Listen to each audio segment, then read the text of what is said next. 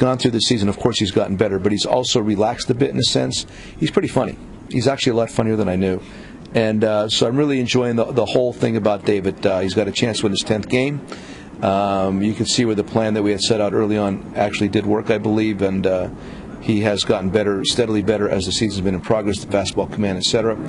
But it's just about the whole thing. You could see when you're around this guy often enough, and now that he's much more relaxed and he feels like he truly belongs here, you're seeing this full personality come out, and it's going to be a lot of fun for the next several years.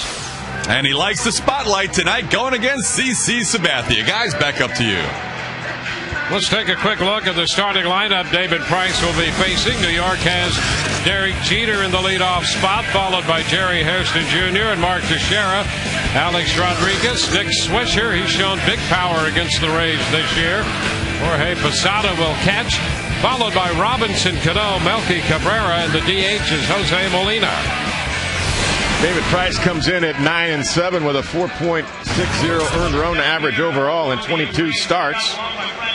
At the Trop in 11 starts in 12 career appearances here. 7-3 with a 3.08. So he has pitched much better at home. 121 1/3 innings here in the big leagues. Of course, he started the year in AAA. It's finishing in fine fashion. Coming off a little bit of a rough start in Texas where he had a no decision, but sure he'll be up for this start tonight. Take a look at the defense. Behind David Price tonight around the outfield, Carl Crofton left, B.J. Upton in center, Gabe Kapler gets a start against the lefty CC Sabathia, Evan Longoria at third, Jason Bartlett at short, Ben Zobrist at second, Willie Ibar at first, and Dion Navarro behind the plate for David Price. And there's a look at Joe Girardi, the young manager. He has his club atop the East, winners of 102 games, 57 losses. They've had a great second half and a sizzling offense. Here's Derek Jeter to lead it off, hitting .335, and he bounces one to third. Longoria has it, and the throw to first. Jeter is out of there. One away as we're underway right on time tonight.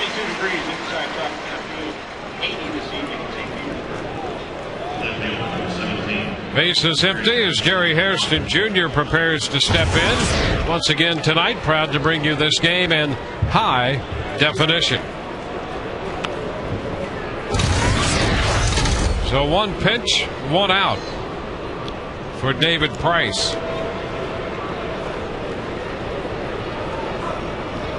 Well, the Yankees are tops in runs scored at 898. They're second overall in team hitting.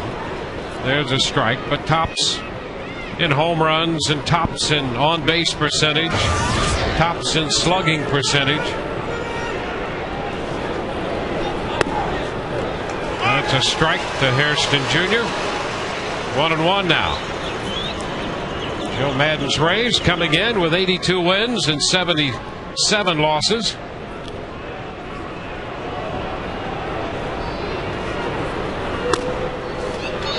It's a little bit high. 2-1.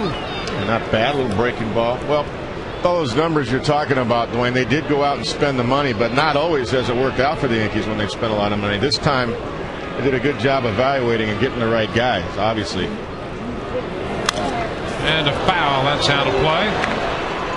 So the count evens. I can remember when they went back and got Jared Wright and they got Carl Pavano, and neither one of those guys worked out. They wanted to get younger in the rotation.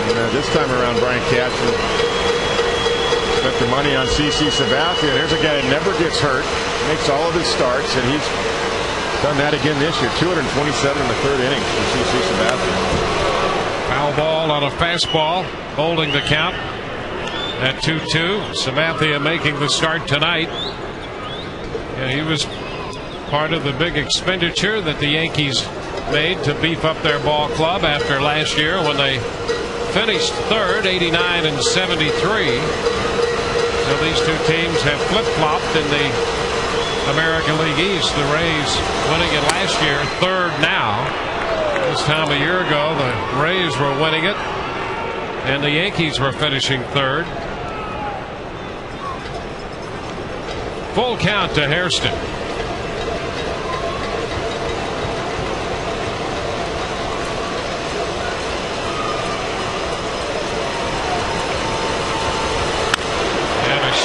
center field. Upton going back is there, and he reaches up to make the catch. Upton showing some range on that ball hit by Hairston Jr. That's a fine running catch by Upton. And that was a bullet hit by Hairston Jr. right there. And BJ once again got a good jump. We've seen him make 3 or 4 outstanding catches. That is not an easy play. That ball was taken off on most line drives like that. Look at this. Great backspin right there. That's a laser beam, and he reaches up, snares it. So 2 outs in the first. Here's Mark Teixeira, and up and in, and he is hit.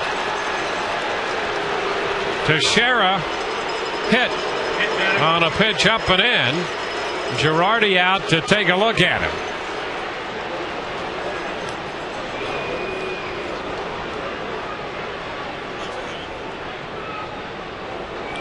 Gene Monahan, one of the trainers. You know, that's the last thing that Joe Girardi and the Yankees want is one of their key starters to get hurt and have to miss the playoffs. I'm not saying he is, but he's staying down for him a long time.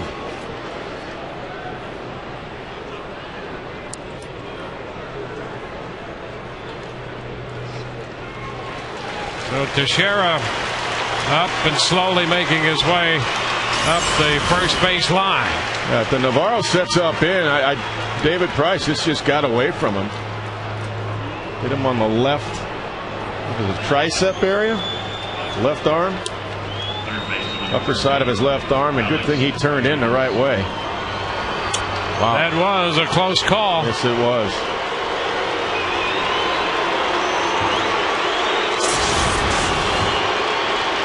So Teixeira's at first. 2 outs, and here's Alex Rodriguez.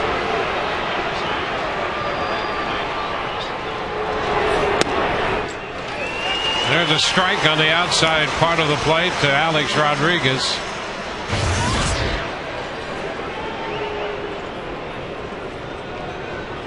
A-Rod, 28 homers and 93 runs batted in.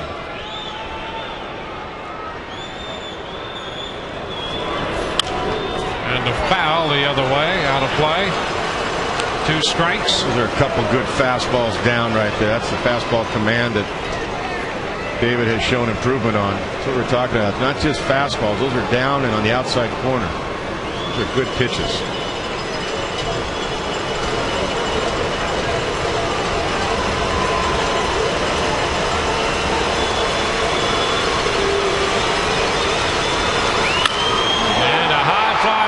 Into deep center. Upton is there though, and he makes the catch on the track to retire the side. No runs, a hit batter, and a man left. Bottom of the first coming, no score.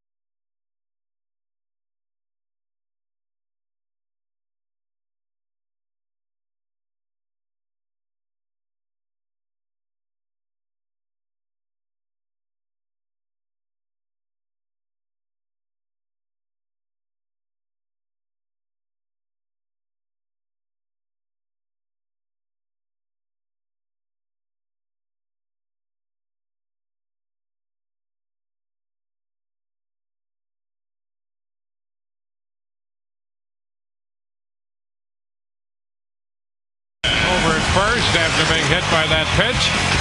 Rays have Jason Bartlett, Carl Crawford, and Evan Longoria. Then Ben Zobrist, followed by Willie Ibar and Gabe Kapler. DJ Upton, Deanna Navarro, and Fernando Perez hits ninth. He is the DH tonight. Yeah, the big lefty CC Sabathia on the mound, coming in at 19-7 with a 3.21 earned run average in 33 starts, a couple of complete games.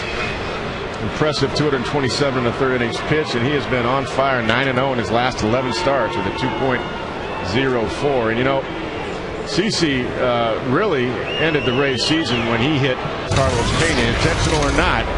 He hit Carlos Pena, broke his fingers, and really that was the downfall of the Rays. Here's Jason Bartlett. The pitch is a strike, and we're not here to say whether he hit him on purpose or not, and we're not here to say whether Price just making a point threw at the Teixeira, but those things sometimes happen. The 0-1 pitch, and it's down 1-1, and here is a look at Carlos being hit and his fingers broken by Sabathia. And that's exactly right. They tried to go in on him. That got away. And got away effectively. And the same thing happened with David Price at Teixeira. Pitch drops low. 2-1.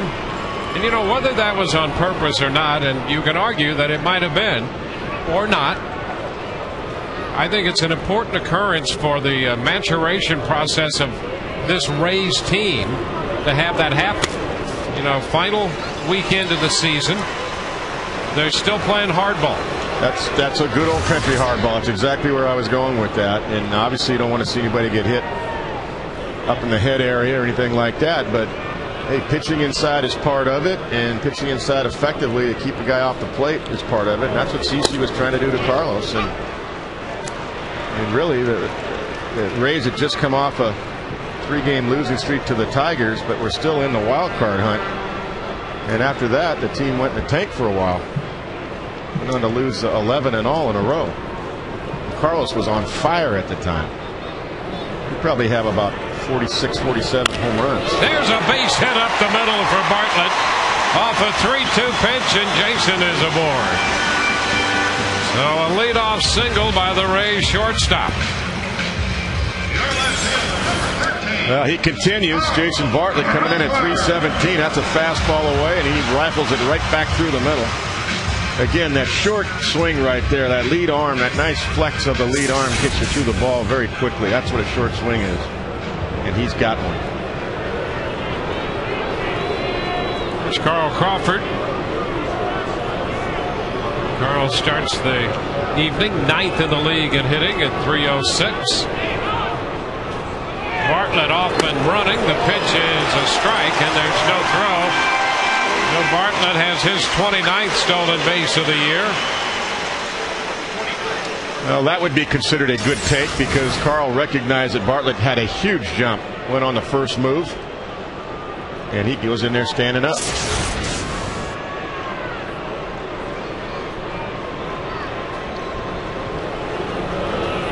Crawford fouls it out of play.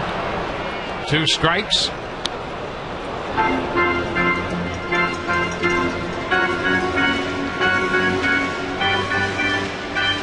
One more for 30 for Jason. I'm sure in this series he'll try to get that number.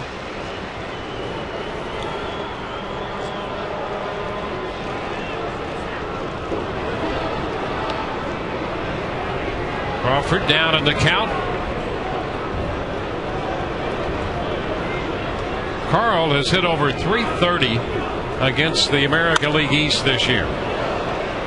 331 inside the AL East. And he has extended at bats just as he did right there with that 0-2 pitch, fouling it off. And that's been a big step forward for Carl this year.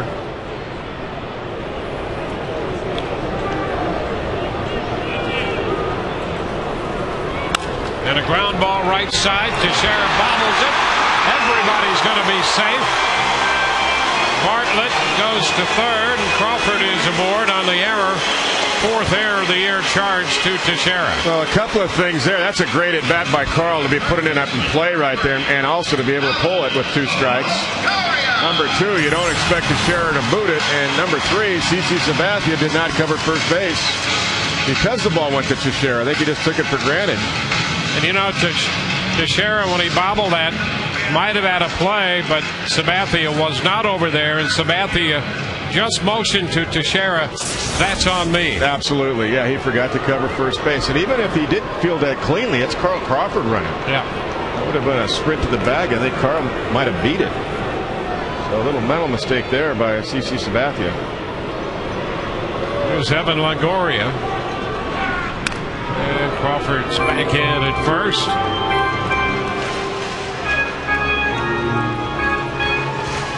Longoria, 4th in runs batted in, 9th in home runs, and you see Carl there with 60 steals.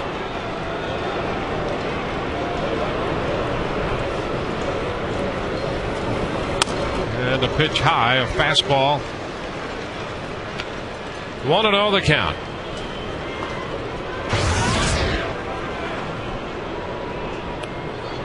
I know Evan wants to get back up over that 280 mark. He was pushing 284, 285. He's had a couple of nights against the Orioles here, last couple without hits. And this one is cued foul off the end of the bat.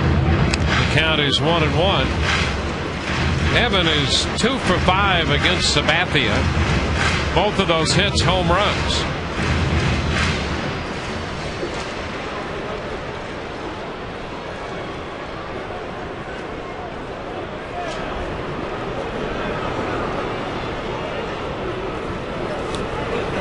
Up again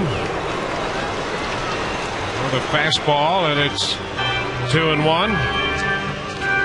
While Jorge Posada goes out and talks to CC Sabathia, the Yankees defensively in the outfield have Jerry Harrison Jr. in left, Melky Cabrera in center, and Nick Swisher in right.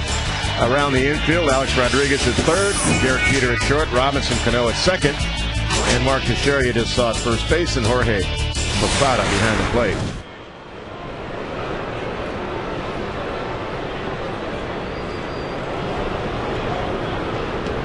Two balls and a strike. And a good look for ball 3 low. It's 3-1. When Jorge went out there on the fastball especially, I'm sure he told CC, you're not getting over your front leg, you got to finish your pitches off. So he exaggerated right there on the breaking ball and dropped it in there low.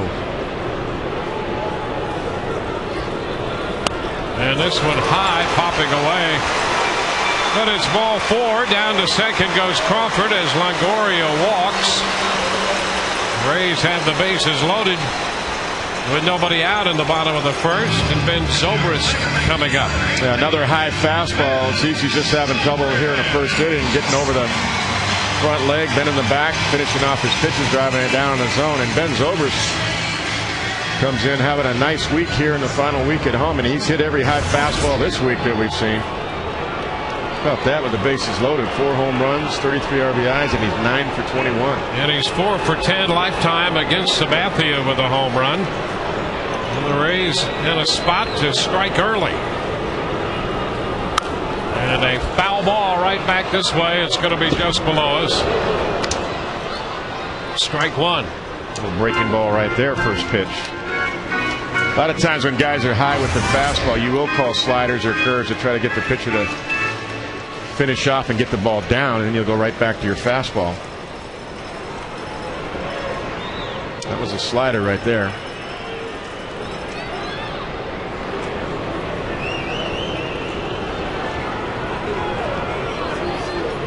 Zobrist hitting .312 from the right side. And he fouls this one back. Fastball fouled back into the right. 0-2. Ben has shown he can hit the high fastball. That was a little too high. That was up and out of the zone. Now when he gets that high fastball at the top of the strike zone, he's been able to level it out, get on top of it, and hit it out of the ballpark. Good. Behind in the count now. Good high ball here. And he takes it low. 1 ball, 2 strikes. He checked in time. Ryan Runge down at first. Rob Drake's at second with Kerwin Danley at third base. Wally Bell is calling the balls and strikes. A 16-plus year veteran, hails from the great state of Ohio. A ball, 2 strikes.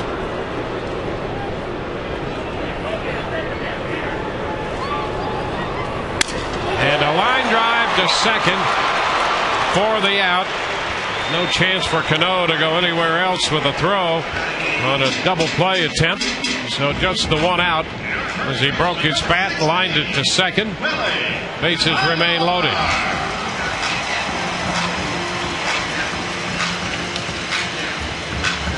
Yeah, that was a jam shot right there. Got in on Ben and wasn't hit hard enough to get over Cano's head, and also because it wasn't hit hard, the runners had time to get back to their bags. Here's Willie Ibar. Bartlett opened with a base hit, stole second, went to third on the error when Crawford reached. Longoria walked. They're loaded, 1 out.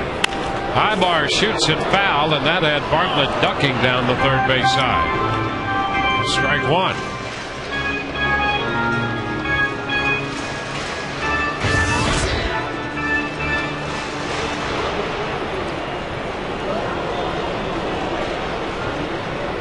Willie's hit safely in 14 of his last 15 games.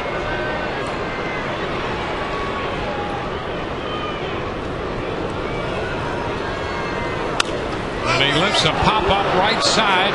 Teixeira's after it. Might have a play, and does. And gets the throw back into the plate. No chance for Bartlett to tag and score on that one. Teixeira quickly made the play and then looked to the plate. Yeah, nice reactions from Mark Teixeira right there. He tracked the ball, and CC trying to point and give him a little help right there. And good reactions getting the ball back in. He knows exactly where he's at as he took that peek at the stands. Nice play. That's the defense we're used to seeing from him. So 2 outs. Now it's Gabe Kapler.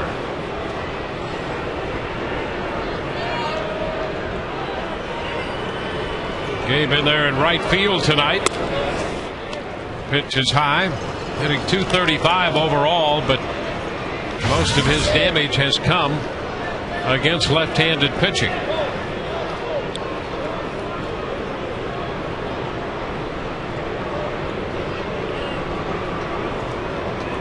Sabathia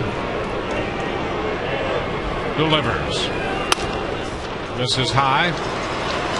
2 balls, no strikes.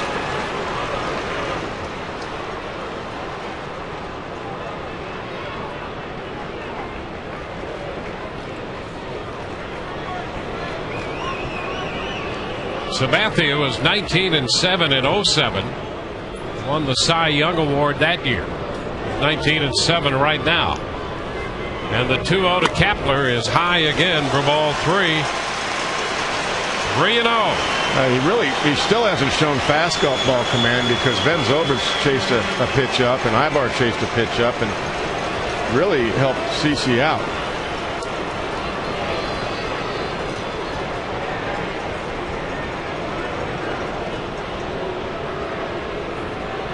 Three and nothing the count.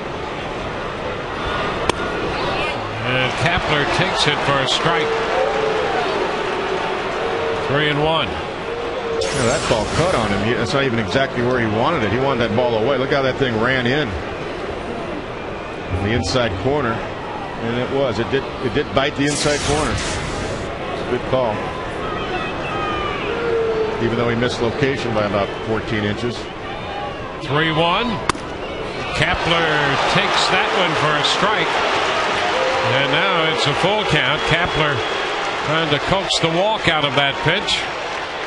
Wally Bell said no.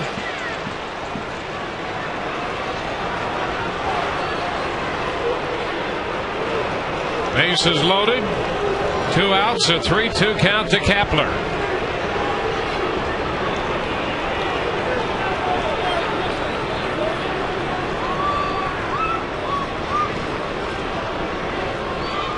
Here it is. Runners go, and the pitch is fouled back. He threw him a fastball. Well, he got a cookie right there, right on a platter. Good swing.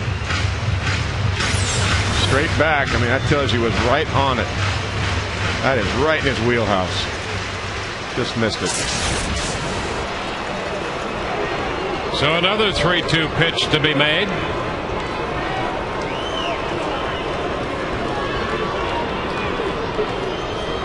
Here it is.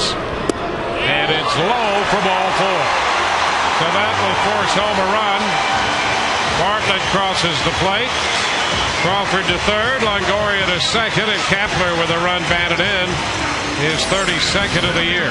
It's down. That's a nice at bat by Gabe Kapler. Good battle. That's down all the way. See Jorge trying to bring it up. She tries to pull it up right there, and that tells you it was down. Side shot, ball below the front knee right there. Definitely a ball. Good call. Good at bat. So the Rays get the first run of the night. Here's B.J. Upton. And he shoots one on the line past Cano. Crawford scores. Longoria scores. Ball's going to go to the wall. Kapler will score. Upton goes to third. He'll stop there, and that clears the bases. That will make it a 4-0 game. It started as a line drive that got over Cano's head and wound up going all the way to the fence. A triple and 3 runs batted in for Upton. That ball was hit so hard at Cano, he didn't have time to react. It just took off. That was a laser shot by B.J. Upton. That was really a rocket. Take a look once again. It's a fastball, first pitch, out over the plate and up. That's just a bullet.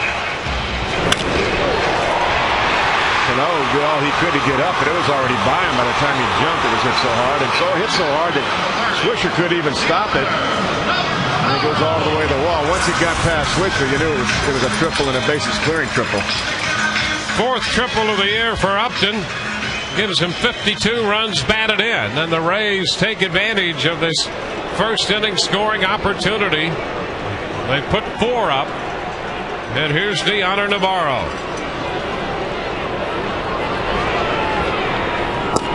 The first pitch is a strike. Boy, that at bat by Kapler to get that first run, enable the Rays to get Upton up there. You know, Gabe's done a nice job. I mean, we talked about him last night a little bit. I mean, that's what they got him for, to hit lefties, and he's done that. I mean, he's hitting, what, around 290 or plus against lefties? Good at bats, walks. Yeah, you're exactly right. He's played all over the outfield as they thought he would, and done a good job. He was brought in to face left-handed pitching, and after a slow start, he's been very, very good in that regard. That's what they got him for, and I like his attitude. He's a good teammate. Hustler all the time. A little tap third base side. That ball's going to go foul. The count progresses to 1-2. I was watching BJ today during batting practice do exactly what he just did in the game, and I was thinking, well, I hope he takes that into the game. He was hitting the ball with backspin in batting practice today. I mean, he was hitting some rockets.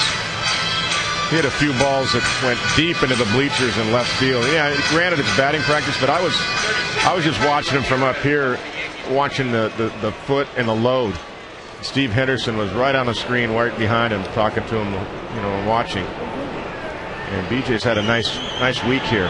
Edouard Ramirez up in the bullpen. 32 pitches here in the first by Sabathia. And a high fly ball, not very deep. Hairston and Cabrera. It's Cabrera making the grab to retire the side. Big first for the Rays. They score 4. A triple by Upton. Drove in 3. 4-0 Rays.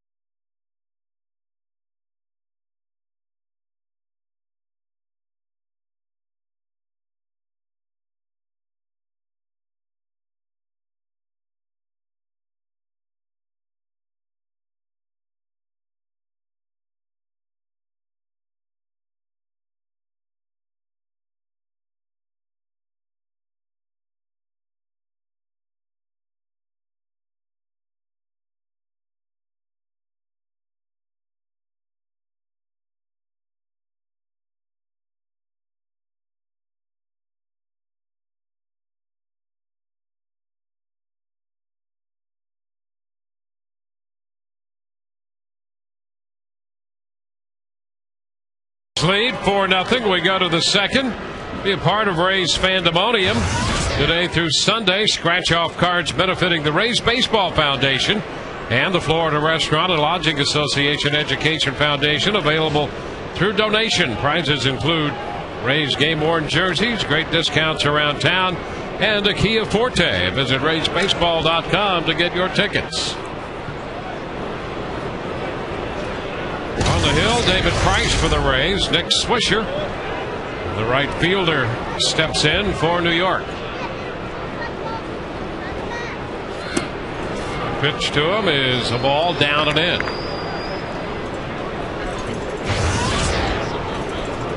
He's had a good year. Boy, he's had a great year just against the Rays. That kid takes a strike. It's 1-1. And he's been one of those guys. You know, you look at his average 251, but you know, big home run numbers and over 80 runs batted in. He's been a very important part of this New York team. Yeah, that was a nice trade. That was a Wilson Betterment trade to the White Sox. Now Price is behind, 3-1. Posada next, and then Cano.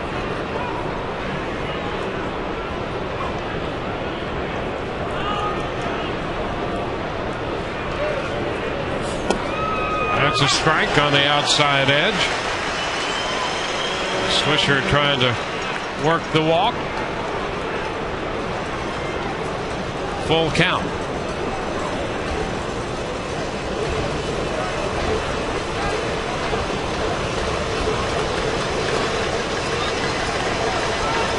Price making his third start against the Yankees. And that is ball 4. He missed with a fastball. So a leadoff pass.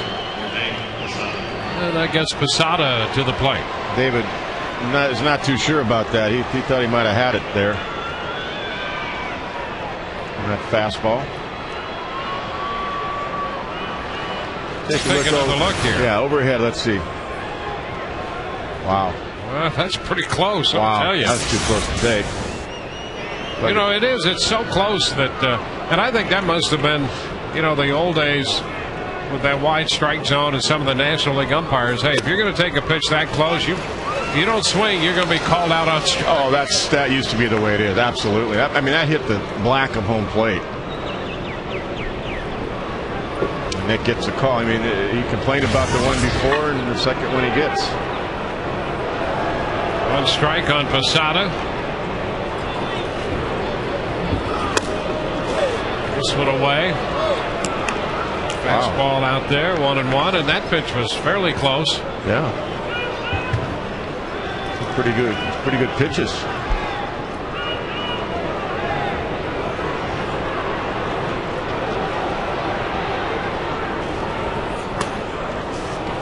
And it's low. 2-1. First start Price made against the Yankees this year was in early June up in New York. The Rays won that game 9-7, and Price worked 2 outs into the 6th inning and gave up 3 runs, 1 earned. 2-2, and he was touched for a home run by Alex Rodriguez in that one. The next time he faced New York was also up there in early September. Pitched 6 innings, gave up 2 earned runs on 3 hits, and was not involved in that decision.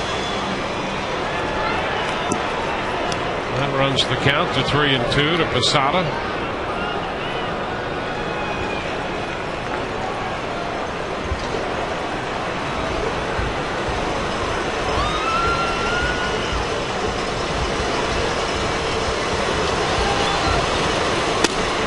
Strike 3 call. Now Posada trying to work the walk, and he has a word with Wally Bell as he departs. Well, that had plenty of the plate. I think Jorge's only argument was it up, and it wasn't. It was right there, right at the top of the zone. Had plenty of the plate. Yeah, right in the midpoint between the letters and the belt. That's the top of the strike zone. That's where that was. Perfect pitch. First strikeout for Price, the first out in the second inning.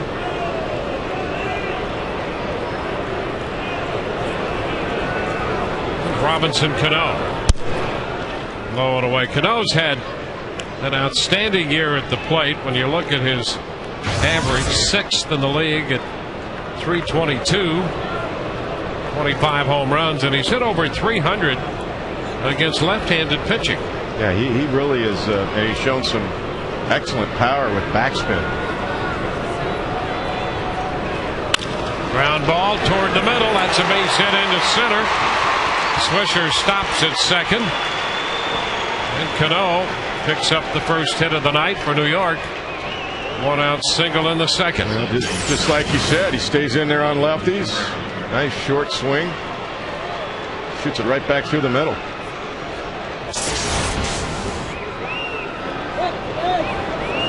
Now the switch hitting Melky Cabrera. You know, Cano was a guy that Joe Girardi said last winter at the winter meetings, in talking to Joe, that he wanted Cano to have more responsibility in the lineup and really to work on his swing. Kevin Long, the hitting coach, went down to the Dominican and they worked on it. He played some winter ball and he shortened his swing up. There's a strike at the knees to Cabrera. Navarro with a look toward first there, where Cano's the runner. Kevin Long, the hitting coach. Now here's a guy that was really an established big leaguer, but he didn't have a great year last year, especially first half. Up the middle, base hit into center. Upton charges. Swisher's headed to the plate. So is the throw. Not in time, and the runners are at first and second. That makes it 4-1. So Cabrera takes one up the middle. Swisher scores. Cano at second, and for Cabrera, RBI number 68. Ball kind of ran on B.J. Upton. I think they had a shot at him at home. Here, take a look. It's a fastball pretty much right down the middle. Cabrera shoots it right back up the middle. Watch B.J. closing fast. I think if he throws a strike, he's got Swisher. I think he's got time. Up and away.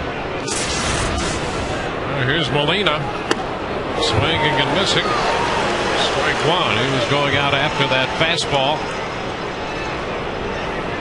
Molina the DH tonight.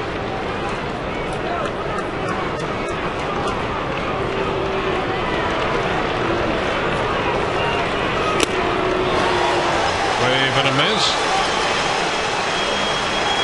Again aggressive on a fastball. 2 strikes. I think Jose's going to be a guy in the postseason to catch Burnett. They've had a pretty good rapport, and Burnett has kind of indicated that, well, he has indicated he likes the way he calls the game for him. Ball, 2 strikes. Well, he was a very good pickup by the Yankees, Molina. As well as that guy right there. Yeah. Well, you know, we talked about Teixeira, but picking up Burnett and Sabathia is something that they did, and not just any starting pitchers. Molina's out on strikes, but the Yankees not making the postseason last year, and prior to that, in their last 17 playoff games, the Yankees have gone 4-13. And one of the reasons they felt that was true was the lack of power arms. Yeah. Well, they've added Sabathia, number 1, and we saw Burnett, another power arm, and that's part of the thinking that went into signing those guys. That's exactly right. And I was reading some comments by Joe Torre today, the Dodgers manager. There's a strike to Jeter. That's a curveball right there. He's been throwing that pitch this year. Not always a slider. That's a little curveball. 74 miles an hour. Nice pitch. Get a little curve break to it. That's not a slider.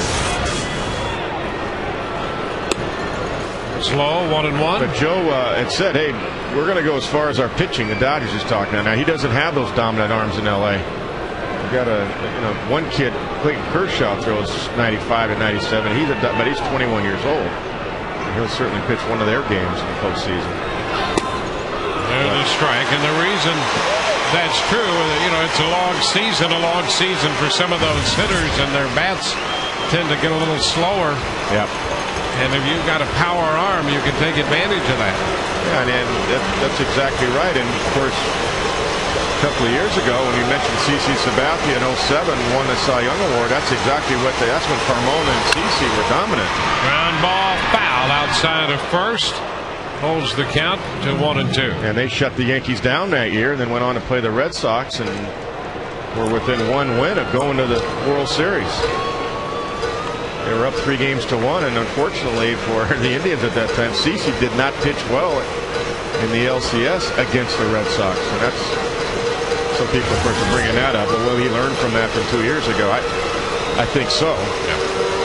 Take my chances with him. Yeah, wouldn't you? Yes. 1-2 the count to Jeter.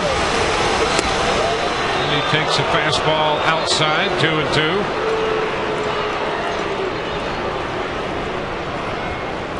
Here's another guy. We talked about the year that Jeter's had, third in the league in hitting at .335, and a big part of that against left-handed pitching. He's hitting over .400 against lefties. And the pitch is inside. Full count. I think he really has had an MVP year. Yeah, I do too. I look at him, righty lefty, good numbers against righties and outstanding against lefties. And you know, he's just gotten better as the season progressed. 3-2 and another foul ball. And you know, it's long been said that he has really been the heart of whatever Yankee team they've had out there. You see, there's some of his competition. You can't argue with Joe Mauer. No. Up in Minnesota. You know, he's been so good, and for a catcher to do what he's done offensively, that's big. And for me, and to share, obviously with 39 home runs and 121 RBIs, people will say, well, you got A-Rod hitting behind you, but you still have to swing the bat and do it. 3-2 again is fouled away. But I think the leadoff guy, that setting the tone, and his personality and the defense, and just steady and doing it in New York, and I think he should get major consideration. Yeah, I do too. I absolutely do. He's 35 years old, and he's put together a great year, and he has set the tone. He's a winning player. You could throw Kendry Morales on that list too with the Angels. I don't think he'll get it, but he's had a big year for Anaheim. 3-2 again and another foul ball. So we've got quite a battle going between David Price and Derek Jeter. This next pitch will be the 10th pitch of the at-bat. All that being said, I'm partial to catchers. I think it's Joe Mauer. Well, I just think it's been amazing what a catcher can do, what he has done offensively this year, and he's such an important part of that team. Number one as a catcher, but his makeup, and he's an intelligent player. And the fact that he has turned the power on this year, he's picking his spots and actually doing it by design. It's not an accident. And he's going to have his third batting title for a catcher. Incredible. 3-2 again. And a chopper to short. Bartlett with the hop. Throw to first in time, and Price wins that battle. The Yankees lead 2. They score 1. Rays lead 4-1.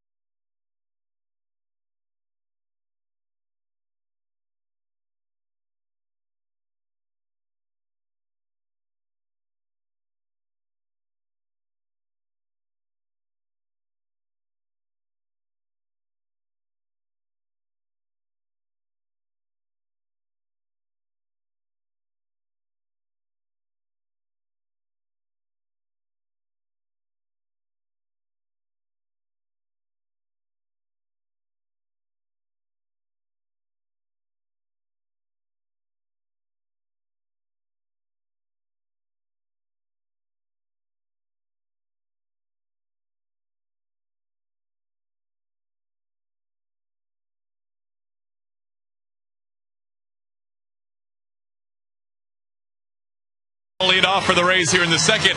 Fernando making his first start as the DH in his major league career, and he says he's still trying to figure out what to do as a DH. He doesn't think he's ever had a hit in the minor leagues as a designated hitter. As you can imagine, guys, the Columbia University product says he thinks too much when he's the DH in between at bats. Back up to you. Well, that's a problem shared by a lot of us. I agree with that.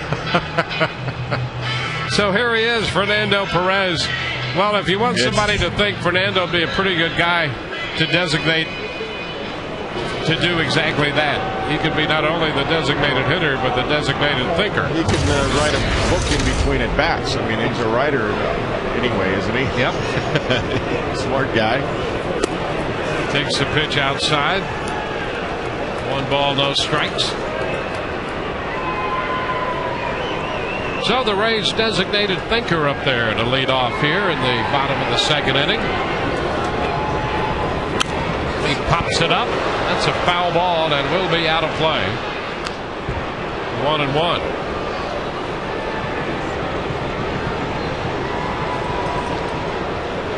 He lost a lot of playing time this year because of the springtime injury to his wrist. Yeah, I read where he was thinking about playing winter ball, but he said he's not ready yet. He's not 100%. Still. Pitch is in. 2 balls and a strike. There was a play several games ago, but he hurt his wrist again. I mean, hit the wall, didn't he? Yes, he did.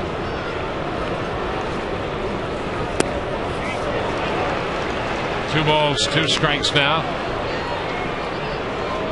His right side is his natural side, and over the last few years in the minor leagues, they have worked with him from the left side, and we've seen him, and the bunting part of that game will be a big part of his game. He's out on strikes. Actually, the bunting part from either side, with his speed, should and will be a big part of his game. Yeah, Cece just gets one on the outside corner, and Fernando swings right through it. You're right. That bunt last Sunday won the game for the Rays. Got to take that positive moment with you this winter. That first and third 1-out bunt play executed perfectly. That bunt down to first base in Texas. Jason Bartlett, he takes the ball.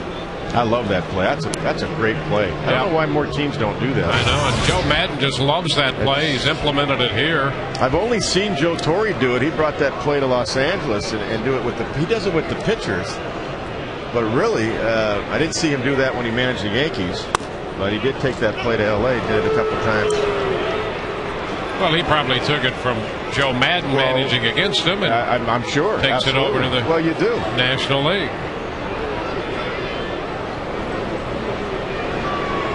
That play in the minor leagues. I love those types of plays. It's in the book. Pull it out. But you know, the way this team's designed, that's a perfect play because really, you want it with speed guys, especially at first base, because they can't leave early to defense that. Been a miss. Bartlett out in front of the changeup. And, you know, when you're on third base, you don't have to have blazing speed. You just got to read the bunt correctly. If it's a good bunt, you go. If it's not, then you stay there, and the man goes to second base, second and third. 2-2 now, and that's low. Fastball down, and again Bartlett's up there with a full count as he was in the first, when he started the 4-run first with a base hit into center field. 3-2, and he walks this time. 3 walks given up by CC Sabathia. Joe Girardi flanked by Tony Pena. Girardi in his second year as the skipper, winning the Eastern Division this year. This will be his first trip to the postseason as a manager. Now Carl Crawford. to strike on the outside corner. Well, you know, if you haven't managed postseason ball anywhere, it's a different experience. Even though Joe has his experience as a catcher and a few world championships playing for Joe Torre, but when you're calling the shots as a manager, the first time you do it, it's not easy because you're going up against veteran managers, Terry Francona, Jimmy Leland, perhaps Rod Gardner, perhaps their first round, one of those two teams. Mike Sosha to get that far. These guys have been through it and won, so it's not easy the first time you do it, even though he's got a great ball club. Fastball high. The count is 1-1. Joe's a pretty sharp guy, though. He's up for the task. Most managers will say, well, I'm not going to do anything different in the postseason. But in reality, when I hear that, you really do things differently depending on, because it's a short series. Yeah, there's a greater sense of urgency. Absolutely. You better manage differently. Yeah. Absolutely. And if you lose the first game, let's say they go against Detroit and Verlander beats them, well, guess what? It's a must-win in Game 2. Mm-hmm. Game 1, everybody, well, it's not a must-win because somebody's going to win, somebody's going to lose. But in Game 2, it becomes a must-win, especially when you're opening up at home. So it puts more pressure on A.J. Burnett.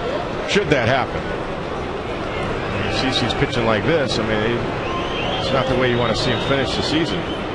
Command is not there. But he has been great, CeCe.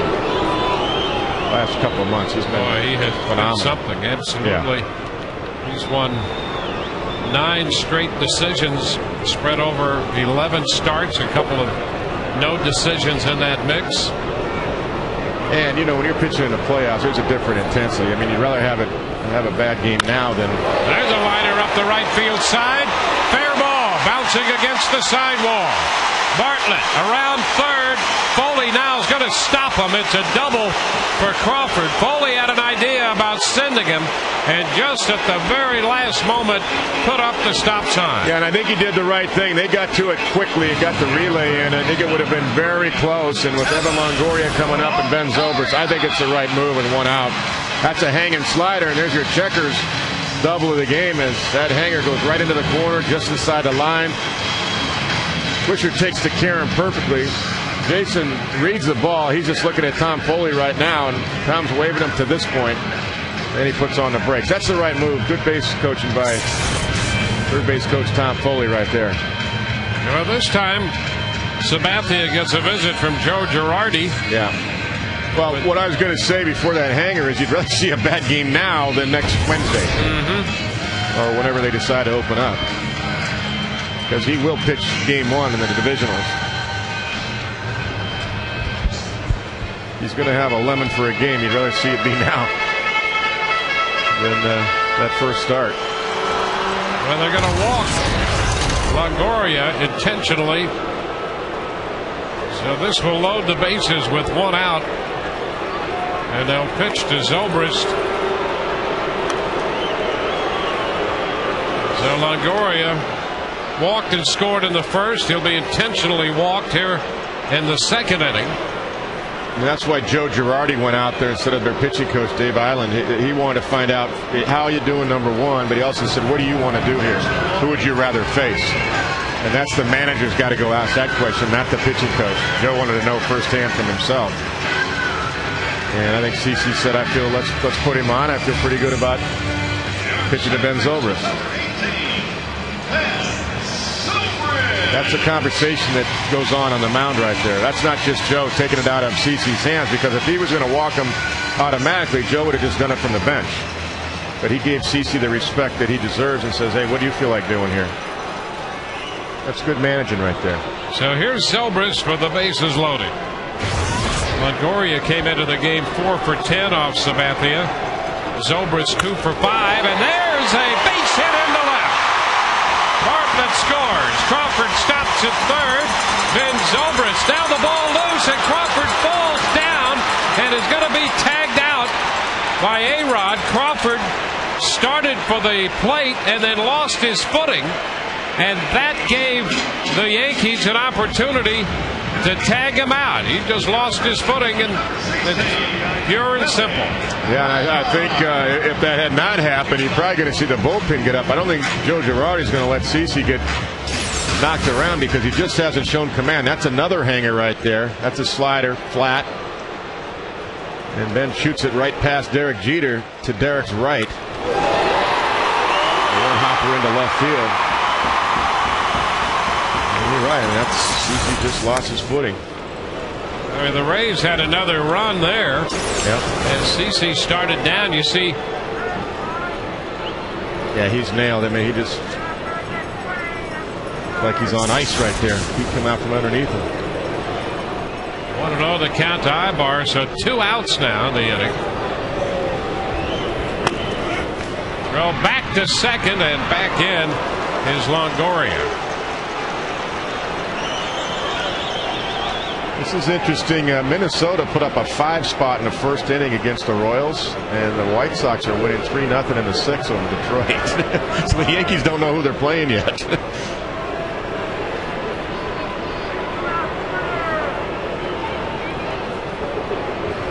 Ibar shoots it foul down beyond the bullpen and into the stands.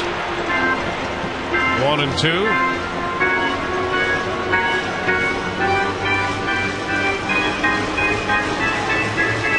The Rays have a 5-1 lead on the base hit by Zobrist.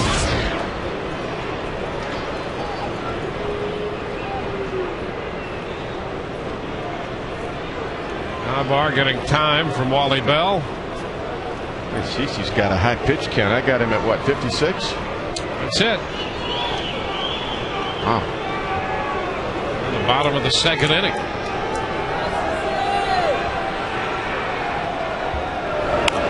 And a little pop up, that's foul, and will carry out a play.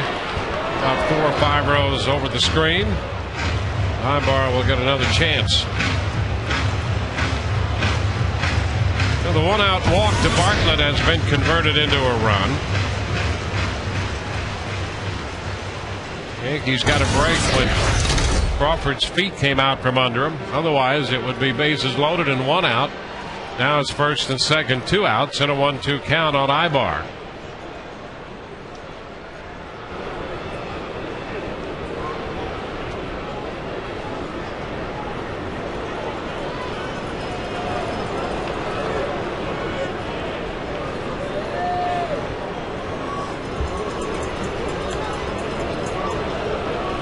Now the 1-2, and Ibar swings and misses that ball. It hit him. And now here comes another run in to score. Longoria crosses the plate. Here comes Zobrist as Ibar goes to second, and we're going to sort this out because he swung and missed, and it hit him. And with first base, well, let's see. Well, yep, he's going to be out. Yeah, because it hit him. It didn't hit the dirt, and Wally Bell's saying, hey, that's not Jorge's fault. The ball hit the foot and went out toward the right side. But Joe Madden wants clarification. Yeah, Madden wants to get an explanation of that. And we'll take a close look. Yep, he's hit, and he swung at it. Yeah. He's out. He's out. So it's 5-1.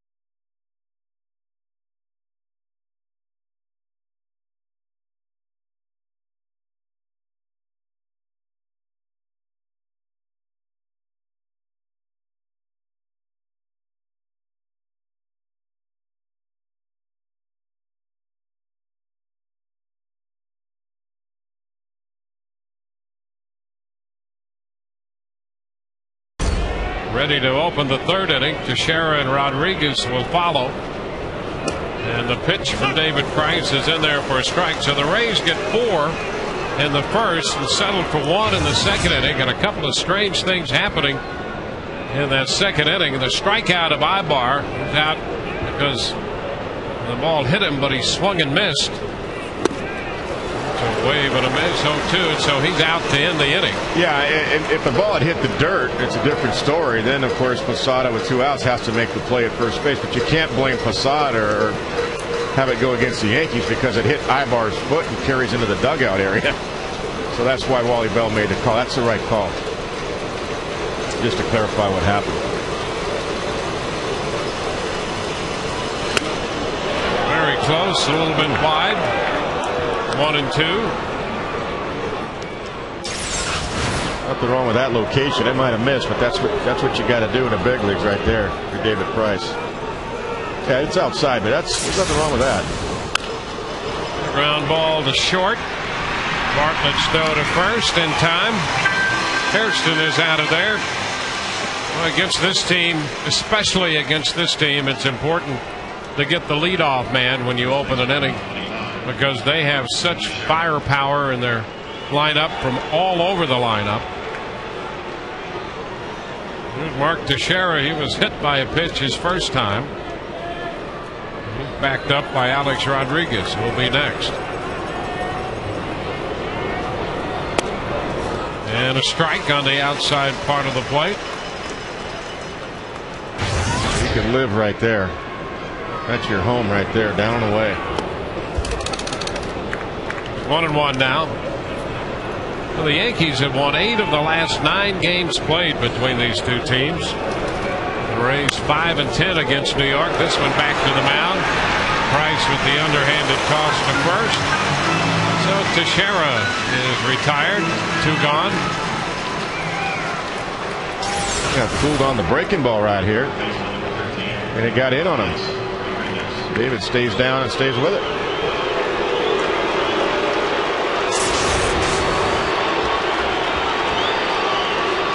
Now Alex Rodriguez hit one to the warning track in center field in the first inning.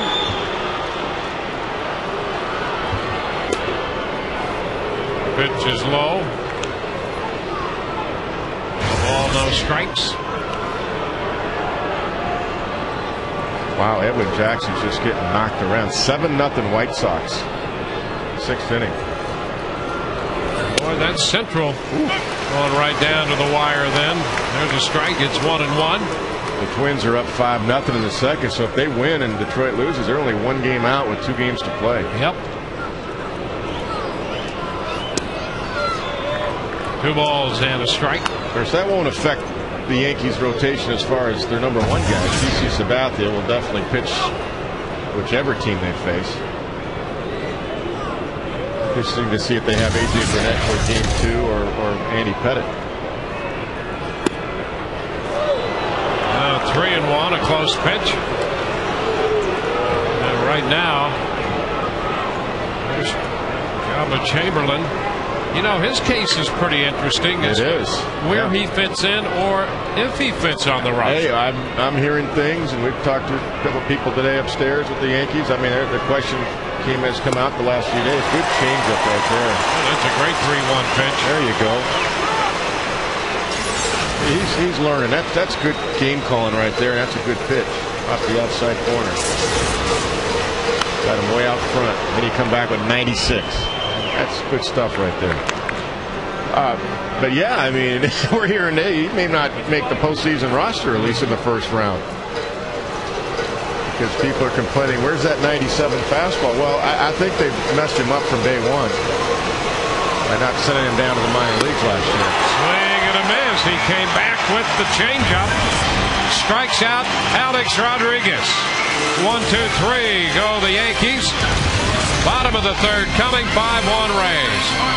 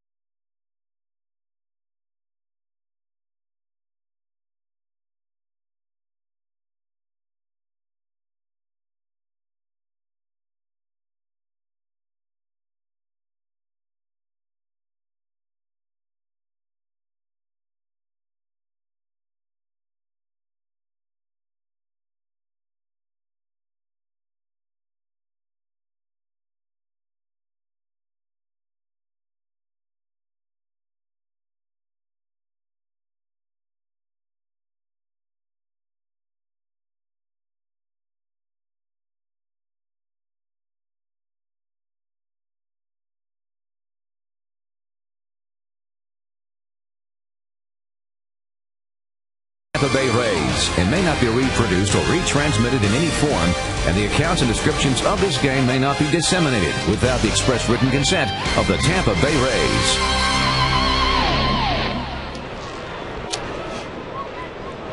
Rays coming in to hit in the bottom of the third. They lead 5-1. 4 in the first, another run in the second inning.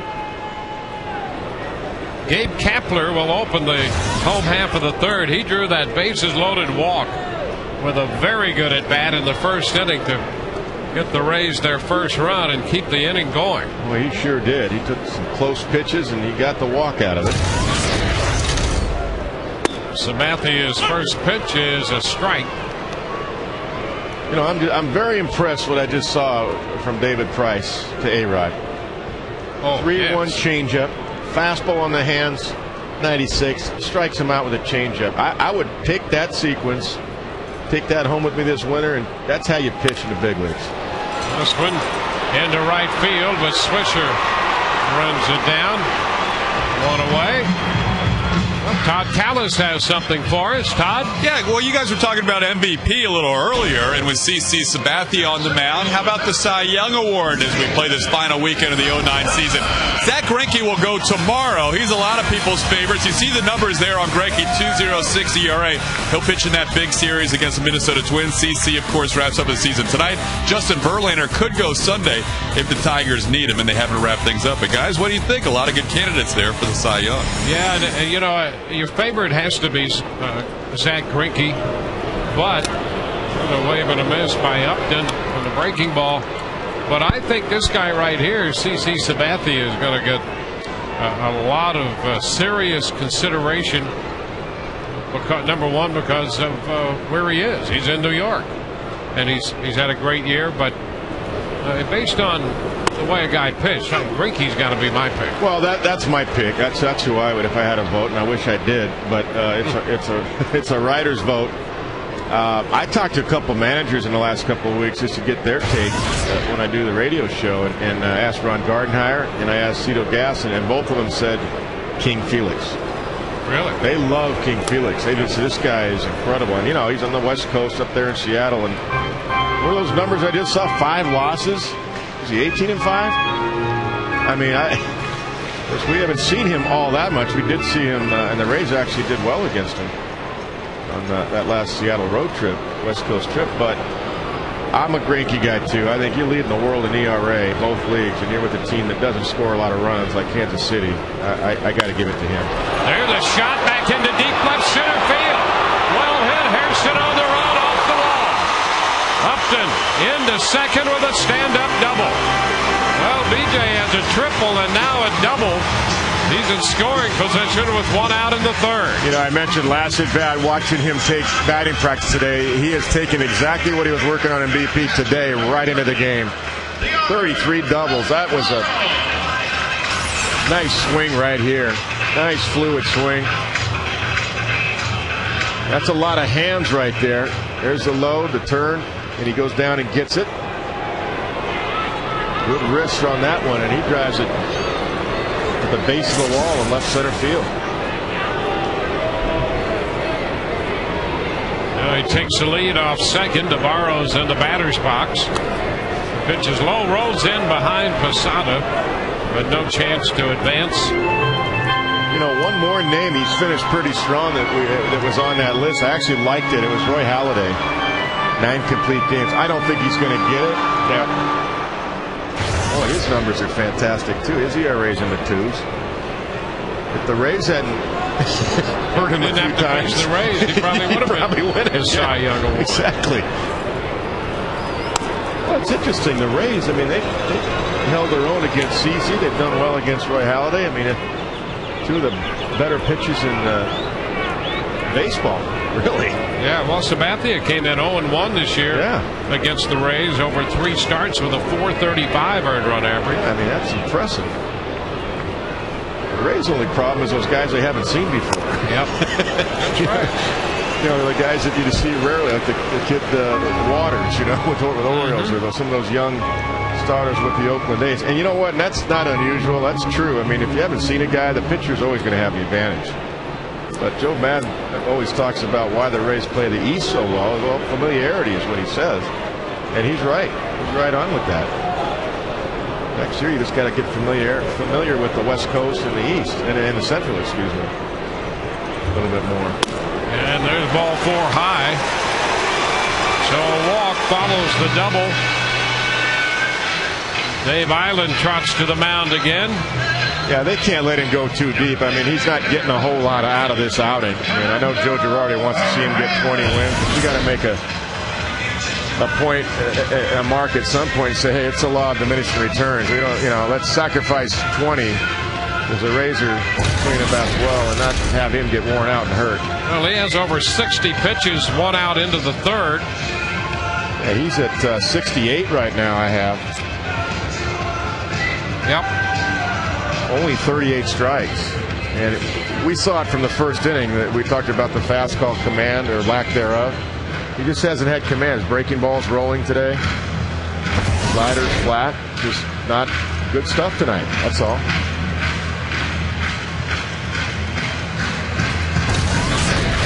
It happens. I mean, he's been so outstanding all year. Joe Girardi would like to see him get his 20th. CC would love to get it, but I think you got to weigh things out here pretty soon if another base runner or two gets on. Well, here's Fernando Perez.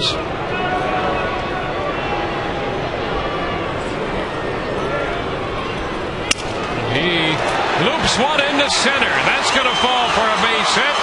Upton's on his way to the plate. He will score. The Rays have a 6-1 lead.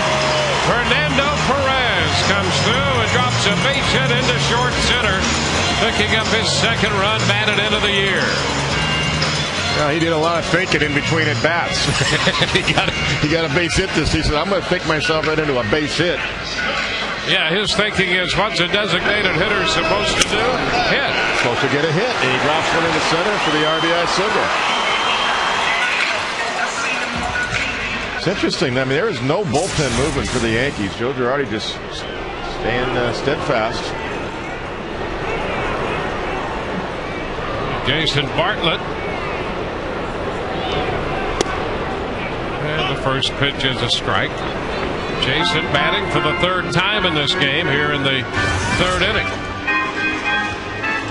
I think one more RBI hit and the bullpen has to get up for the Yankees. 381 batting average, runner in scoring position. Jason Bartlett, fantastic. It's the best in the league. Too high.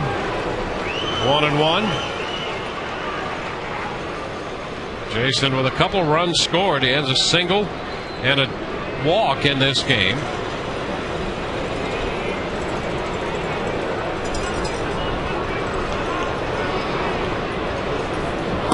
And that hits him. I mean, this is enough Bartlett already. hit by the pitch, and that's going to load the bases.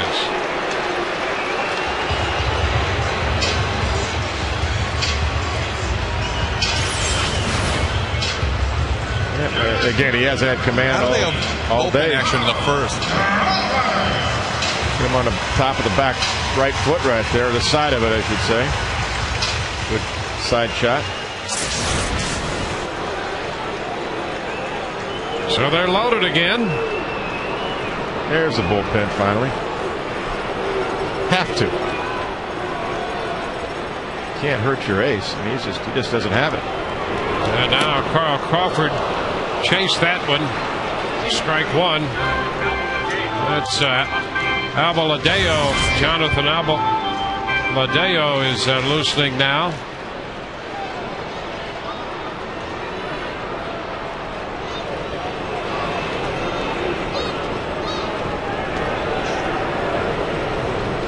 One to count to Crawford. He takes that one for a strike. A close pitch.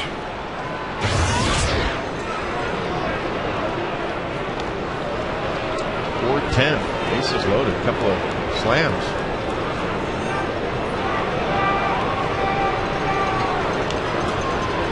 Navarro 3rd. Perez 2nd. Bartlett at 1st.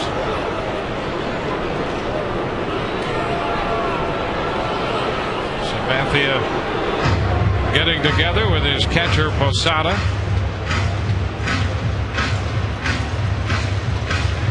6 runs, 6 hits for the Rays. A run, 2 hits for New York.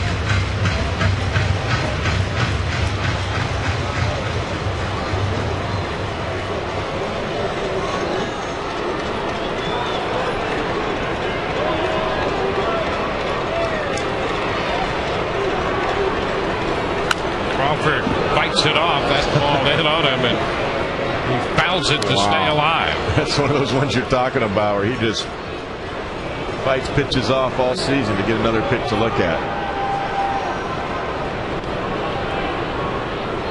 That's why he's hitting over 300.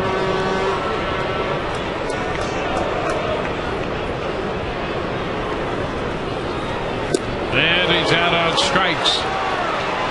So the slider got him. 2 gone. That was his best breaking ball of the night right there. That was a good one. Good slider, good tilt. That's where CC Lecter has been all night. It's a big strikeout right there.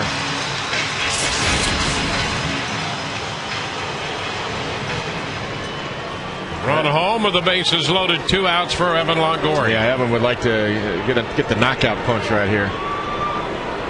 Real quality at bat. Walked twice, the last time an intentional pass.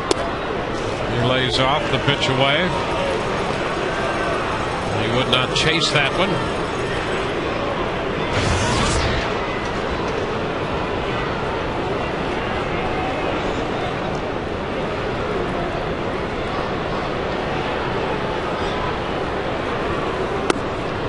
And again he lays off. Back to back off speed, and he would not chase. 2 balls, no strikes.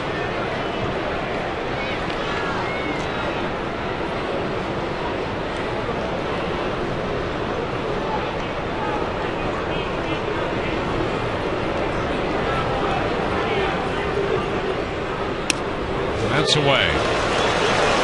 3-0. Well, that's some respect there Sabathia has with the bases loaded. He's just gone off speed, off speed, off speed. He has, absolutely.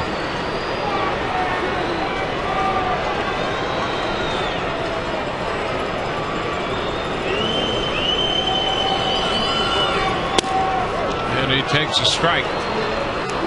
Fastball in to make it 3-1. Evan 2 for 5 lifetime with 2 home runs against Sabathia. And he may come back off speed again. 3-1 right here after that fastball. 3-1. And a base hit up the middle. Navarro scores. Perez being waved home. A base hit driving in 2. Bartlett stops at third. And the Rays tack on 2 more to make it 8-1 as Longoria took that one right back into center field. Yeah, I was surprised he got a fastball because he just doesn't have a good one today. And that was right in the wheelhouse of Evan. What a beautiful swing. He hit a knuckleball back at him.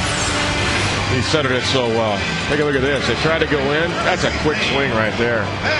Beauty.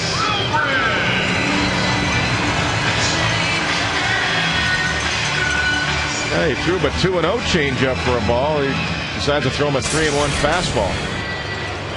Right into Evan's wheelhouse. So it's a 3-run third. Here's Ben Zobrist.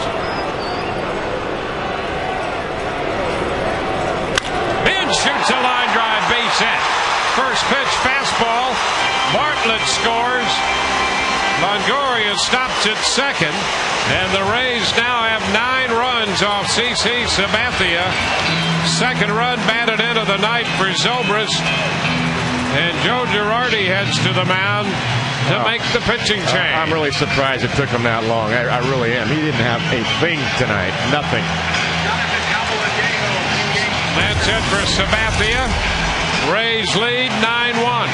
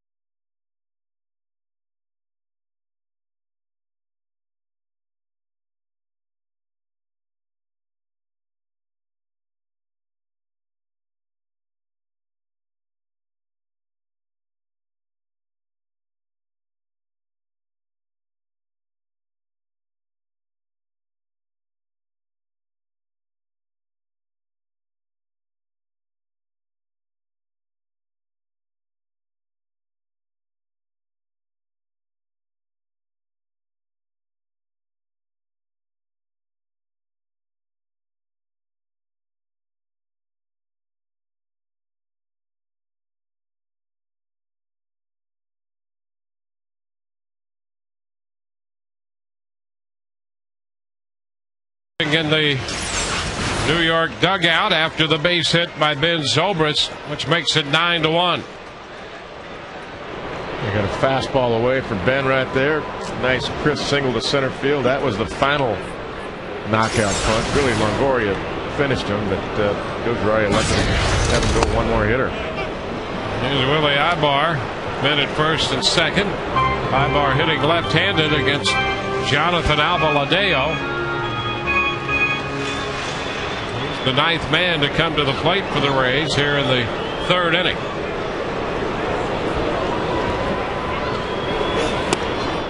Big cut and a miss at the curveball. A 2-strike count.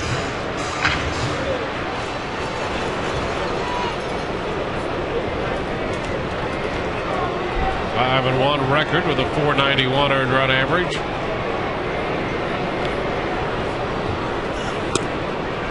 Started the curve wide and it stayed there. 1 ball, 2 strikes.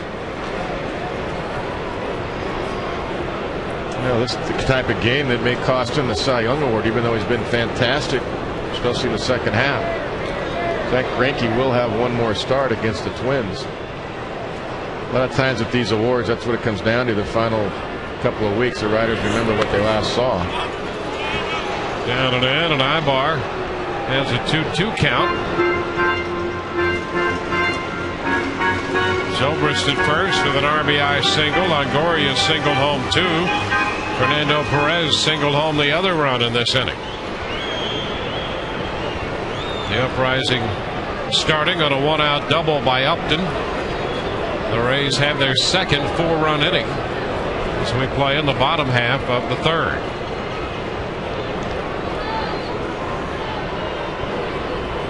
A 2-2, and the count is full.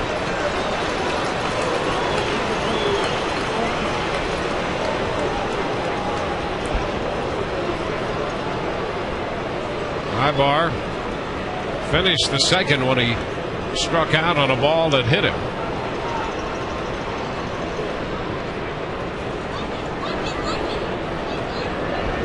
3-2, runners go, a ground ball to Jeter. His throw to first in time. The Rays send 9 men up there. Score 4, leave a couple, and through 3, the Rays lead 9-1.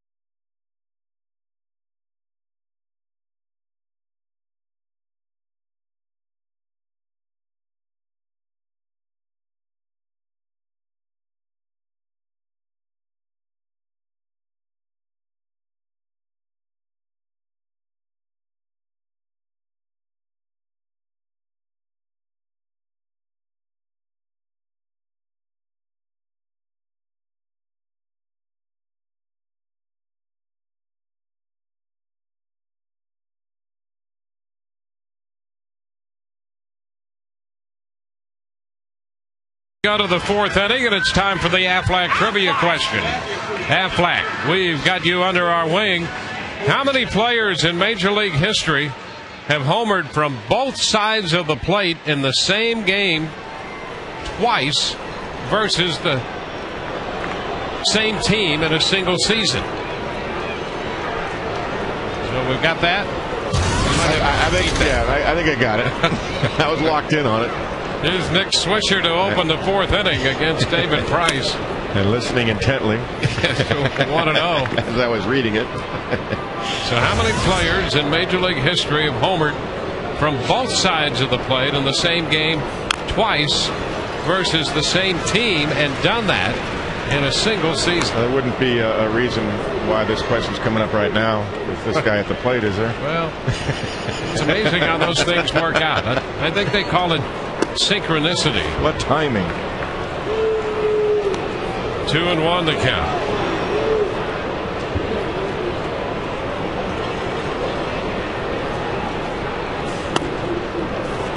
Price is behind Swisher, 3-1.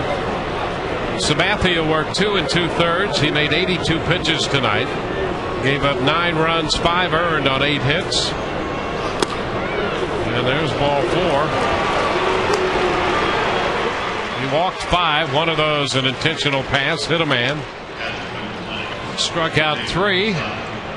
So he's finished for the evening. And the 5 walks tell it all right there. He just didn't have command really from the first pitch on. Never had it. It's the 5th time in his career that he's given up as many as 9 runs in a game.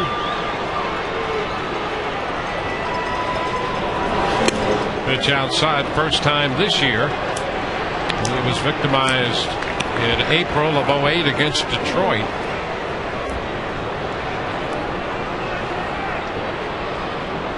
A 1-0 count to Jorge Posada.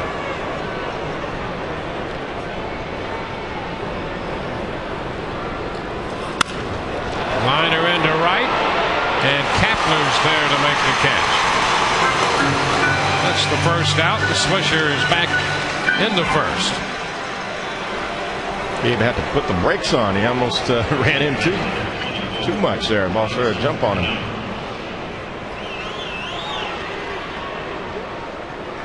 Now the hitter is Robinson Cano. Cano single into center in the 2nd inning, so he's 1 for 1.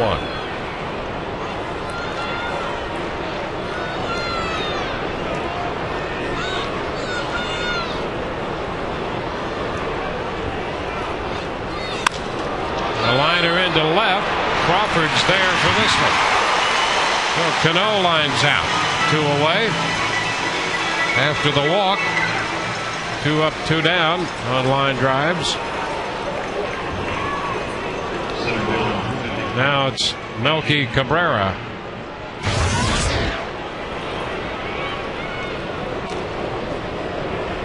Cabrera has the RBI for New York.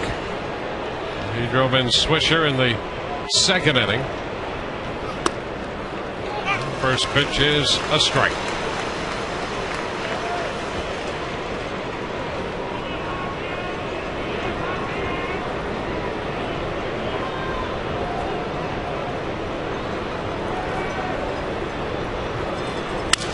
Broken bat, ground ball. Longoria takes it down to Zobrist at 2nd for the force. So a quick top half of the 4th. We go to the home half. 9-1 Tampa Bay.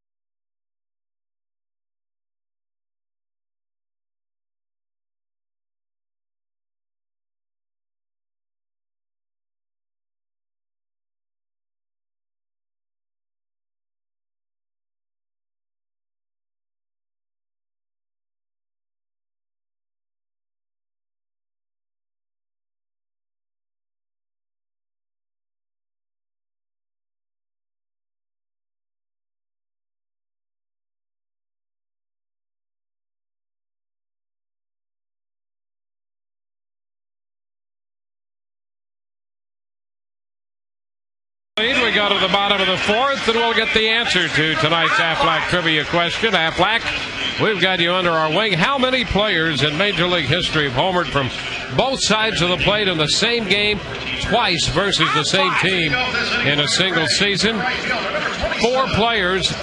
That's one of them.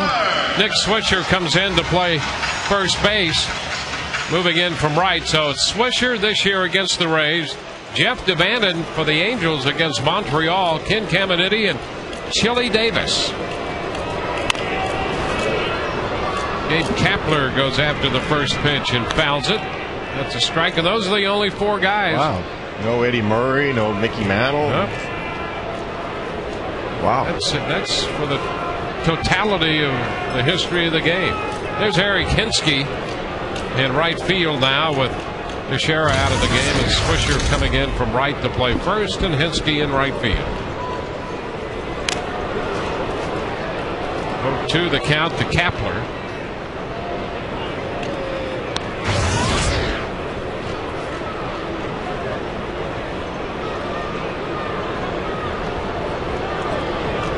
Upton will be next, and then Navarro. Well, Carlos Pena, Mark Teixeira, 39 home runs. Stands another day.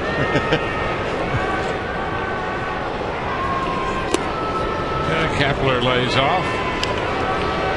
1 ball, 2 strikes. Alvaladeo on the mound. He came in with a couple men out in the third. Got a ground ball to short.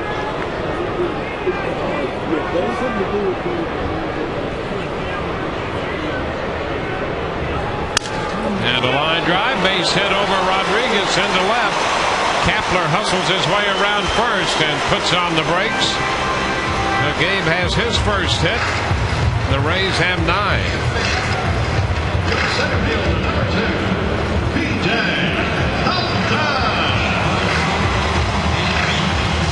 Here's B.J. Upton. Hey, he's got the triple out of the way and a double. So if he can get a hold of one, he could make it interesting for the Rays here late. Yeah, the way he's swinging. And the way I saw him today, he was hitting the ball deep into the seats. Batting practice.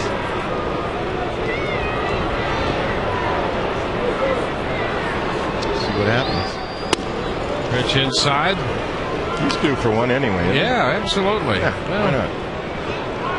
Make a phone call.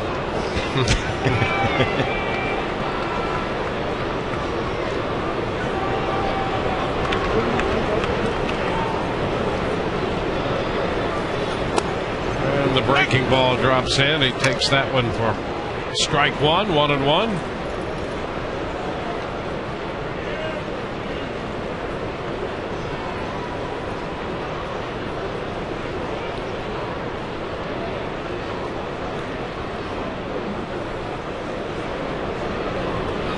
Upstairs.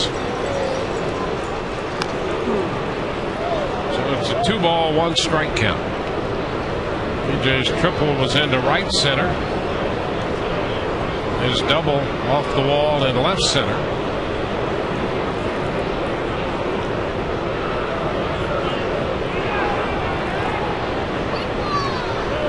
Two, 1.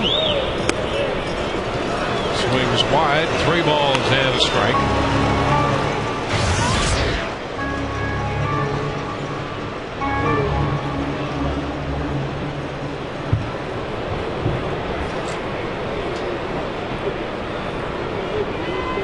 Rays and the Yankees tomorrow night, Sunday afternoon, and then depending on what happens over in the American League Central, there's a strike.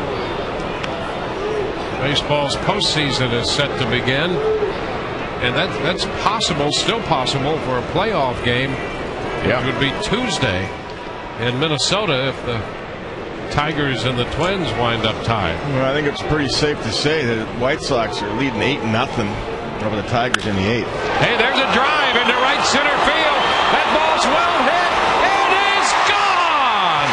Home run into right center field. B.J. Upton hits his 11th.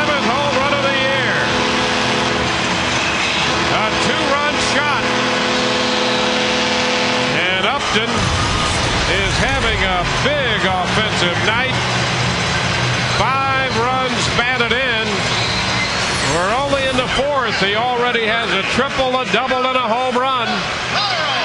Oh, he got inside that one right there. That's a nice swing. Got his hands in and centers it. Great backspin over the right center field wall right there. Well, had a phone call out. And yep, there you go. He answered it. And that makes it 11-1. Ball hit on the ground by Navarro, and Rodriguez at third makes the throw to first.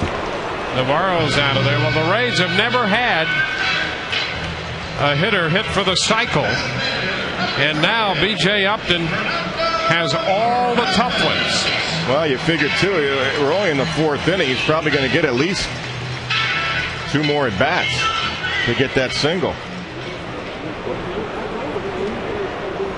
Here's Fernando Perez. Well, this could be fun now. Perez takes one upstairs. The Rays with an 11-1 lead. B.J. has scored 2 runs and has driven in 5 now. Well, you take a tape of this game home for the winner, too, for B.J. 1-1 the count. Some really nice swings. I mean, that's by good technical swings, too. I mean, he's getting the foot down, better load, better use of the hands, better use of the legs.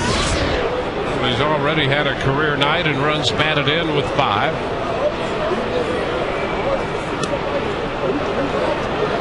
1-2 to Perez.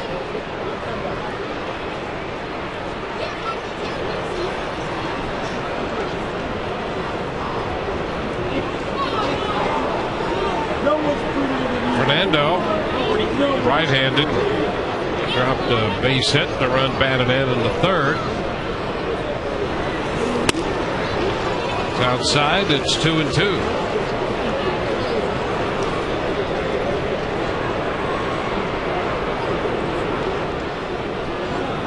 It's Marte, the lefty, loosening in the bullpen. And a ground ball over the mound. Jeter at short. Throw's not going to be in time. Perez beats it out.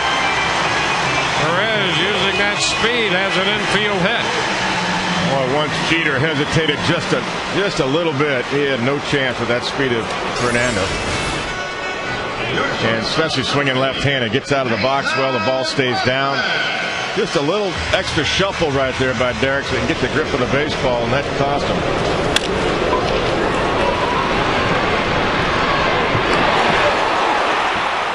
Fernando's smelling that one all the way. The 11th hit of the night for the Rays. Now Jason Bartlett. Slow breaking ball misses. Bartlett making his 4th plate appearance here in the 4th inning of this game. Keep the base runners moving. Keep the line moving. Get BJ maybe 3 more at bats. Who knows? It's upstairs. 2-0.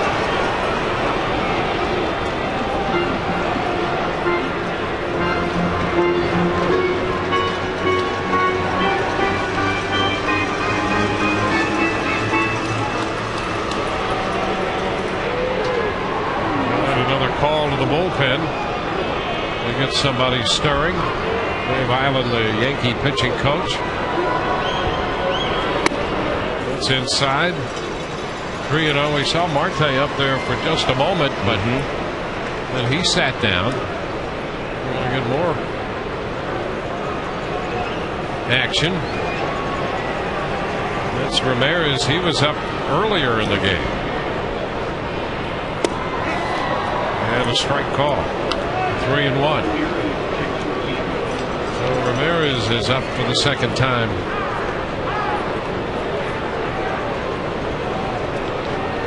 He's got the good changeup, Ramirez. Really good changeup. Up and in for ball 4. So Bartlett is on for the 4th time. A single, a walk, a hit batter, and a walk.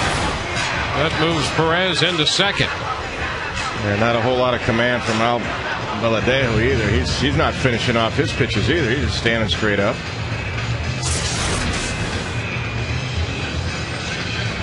Highland goes to the mound to utilize a little time. 2 men on with 1 out. Don't forget, you can place your reservation for 2010 Rays season tickets.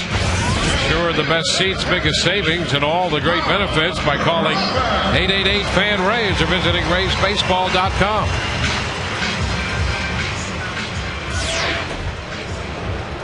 Carl Crawford up here once again.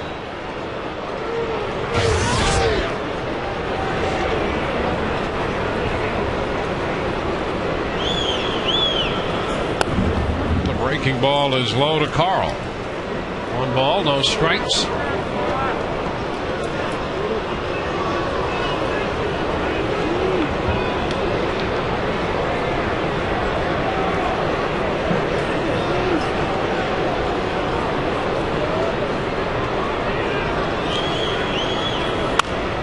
Pitch is foul the other way. That'll play 1-1.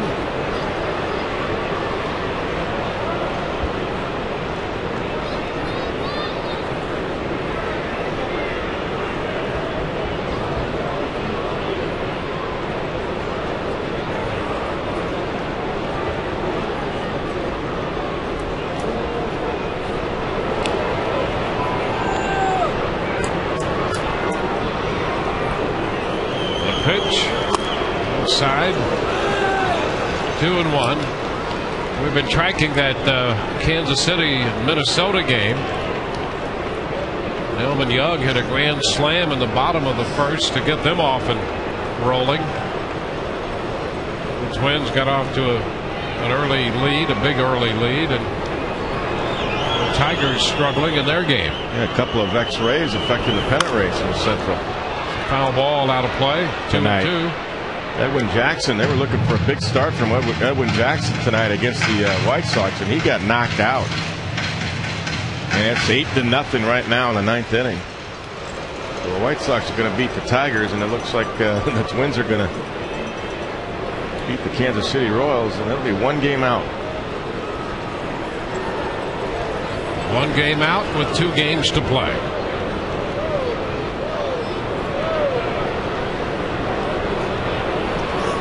Swing and a miss. Crawford is out on strikes. First strikeout for Alvaladeo. 2 gone in the 4th. Pretty good pitch right here. Breaking ball. Big wave by Carl. Going over the top of it. You know, the tough part about that for the Tigers and the Twins, especially the Tigers, Verlander may have to pitch one more time, or even in a playoff, which means he couldn't go a game 1 against the Yankees if they win. He probably couldn't pitch twice. Well, he couldn't pitch twice in a 5-game series, and it went that far. This pitch is down. Well, that's where the Yankees have the advantage. They're going to have the home advantage throughout the playoffs, and they're going to get the pick. At least how they start the playoff.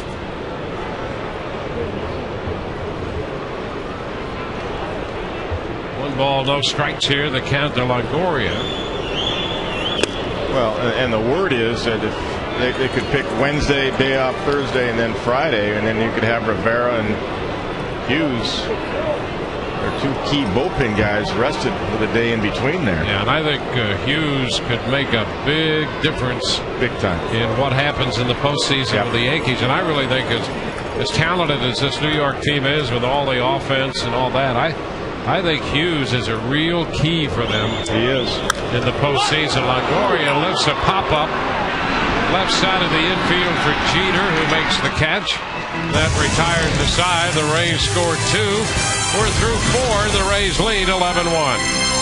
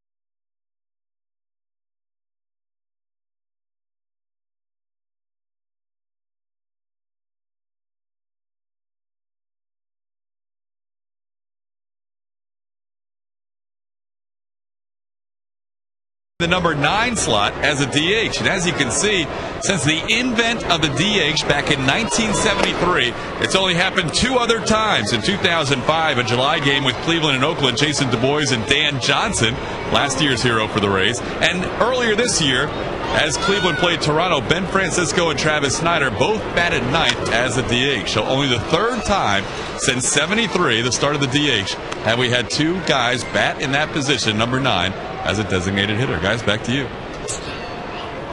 Boy, Todd has been working very hard. That's good information. To dig up that information. Yeah, that's great stuff. I'll have to file that and use that. And have a beverage with the guys. Yes.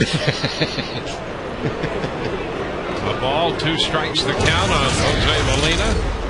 Derek Jeter and Jerry Hairston Jr. will follow. 2-2 now.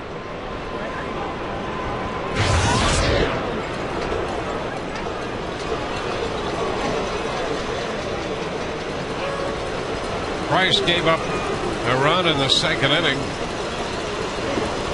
The base hit by Cabrera. Strike 3 call. Molina's out on strikes for the 2nd time. 1 out.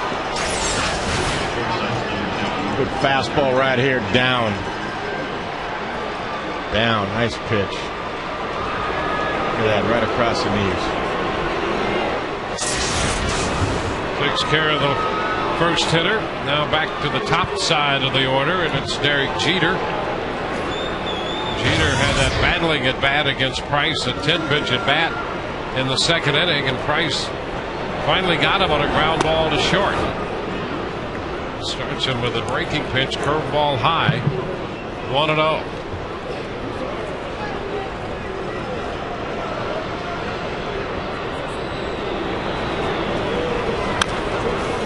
It's a tap foul.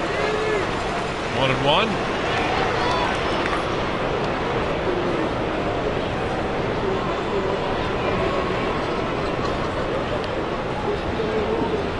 Well, that was a nice gesture.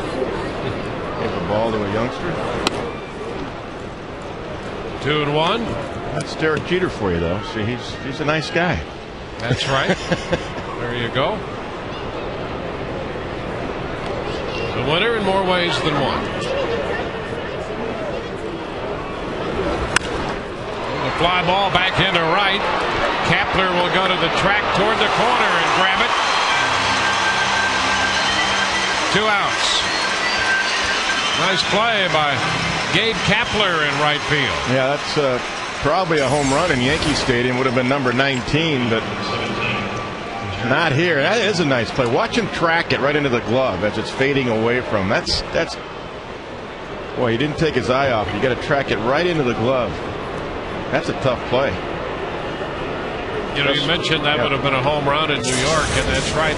You know, Jeter's a great player, and one of the great things about him, he's also an opportunistic player. He's hit 13 of his 18 home runs at Yankee Stadium. Hey, why not? I mean, he goes that way anyway. Yep, that's kind of his natural swing. Strike the count. Play the elements. It's smart. 0-2. I'll tell you, you know, when you consider MVP, and you know, all season the attention was focused on Teixeira. Well, he's got to be the guy to be the MVP. But you know, Jeter to me is a very good pick for that award. Yeah, I really believe that too. In fact, I thought a couple of years ago he should have won it. I thought he should have won the MVP. You know, the power numbers, not going to hit 35 home runs, but he's just the intangibles that he brings to this ball club. It's just, you know, I mean, so steady. Guy you can count on. Big hits. Big stolen bases. I mean, you know, you just see how he plays the game. If it requires a bunt, he'll do it on his own to get a guy over or lead an inning off or whatever. Just went outside. How many young players, when they sign, say, well, Derek Jeter is my favorite player? Well, number one, you couldn't find a better guy to try to emulate. Yeah. But try to emulate him because he does everything. Yes, he does. There's a pop-up. Price is making the call. He's got it to retire the side. 1, 2, 3. We go to the bottom of the fifth. It's 11-1 Rays.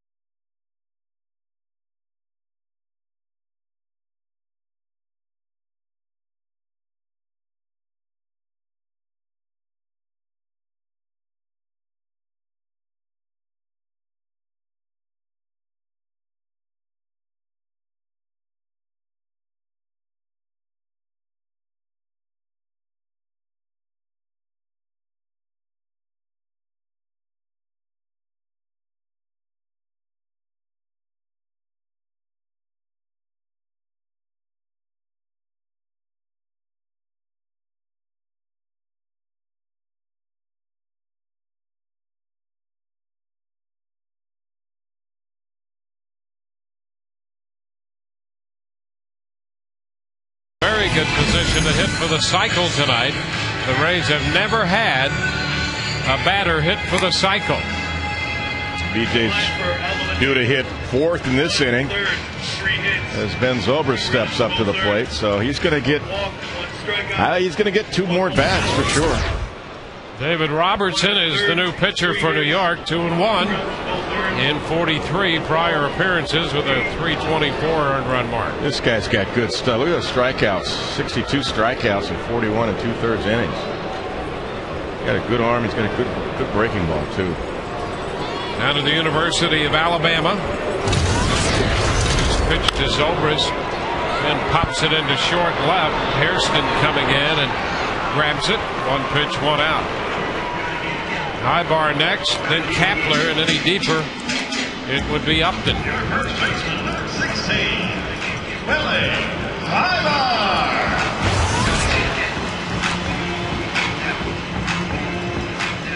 Really, he's fouled out, struck out, and grounded out. You know, with all the offense tonight, David Price is pitching well. I mean, if he could finish the season with 10 wins and the way he's pitched the last couple of months, boy, that's a real positive going into next spring. Right about that. You know, when you look at the Rays rookie starters, Price, Neiman, and Davis, there's a lot to like there. Oh, you're not kidding. 2-0, and so far, those three have gone 23 and 14 with a 4.14 earned run average. And then you take the two veterans, yeah. Garza and Shields. Yeah, the veterans, one's 25 and the other's 27. I mean, that is some kind of staff going into next spring. Those 5 guys right there, you take those in a heartbeat. And you've got Hellickson who can't be too far away. Got to crack it somehow. It's inside. Well, like Andrew Friedman said the other day, in all likelihood, he'll probably start in AAA, but it wouldn't be surprised if he comes up at some point in 2010. But you never know. Spring training, what happens? 3-1 is a good problem. On the right side, sure is. That took a strange hop, and Swisher made the adjustment and the play unassisted. 2 outs. He has fun no matter what the score is. This guy just loves playing a game. Been big for that clubhouse too, Nick Swisher. He's a great guy too. Look at that! Wow. Stayed with it. Didn't overcharge it.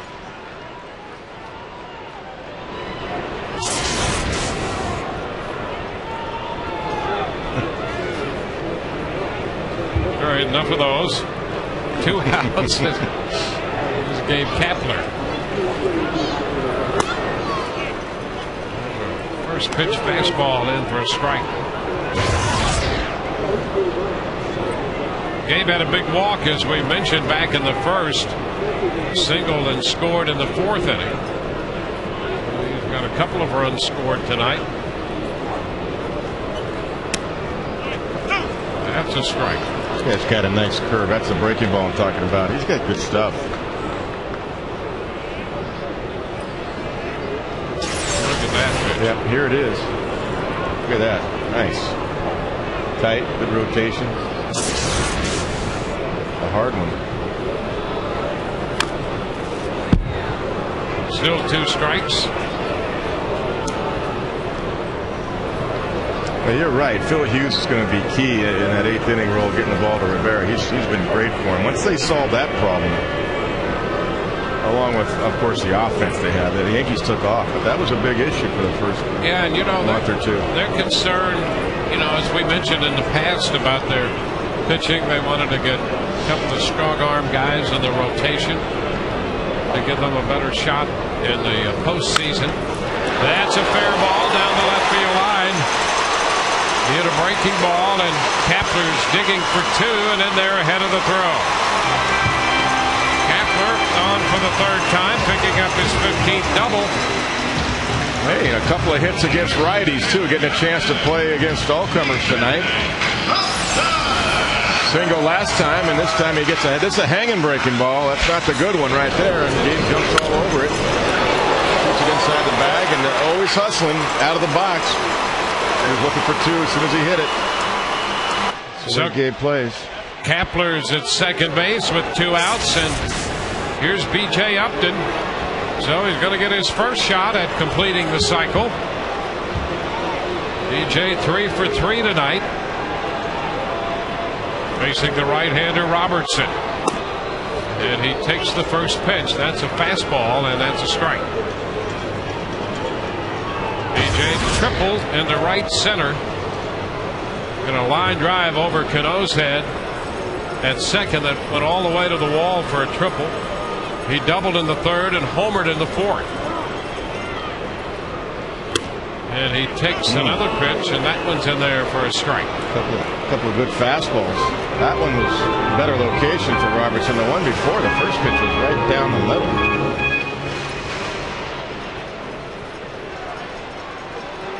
So B.J. behind in the count. A 2-strike count with Kapler at second, 2 gone. And a breaking ball that he did not offer. Checked in time. 1 ball, 2 strikes. Well, there's the triple. That came in the first with the bases loaded. Doubled off the wall and left center in the 3rd. And then hit a 2-run homer to right center field. That came on a 3-2 pitch.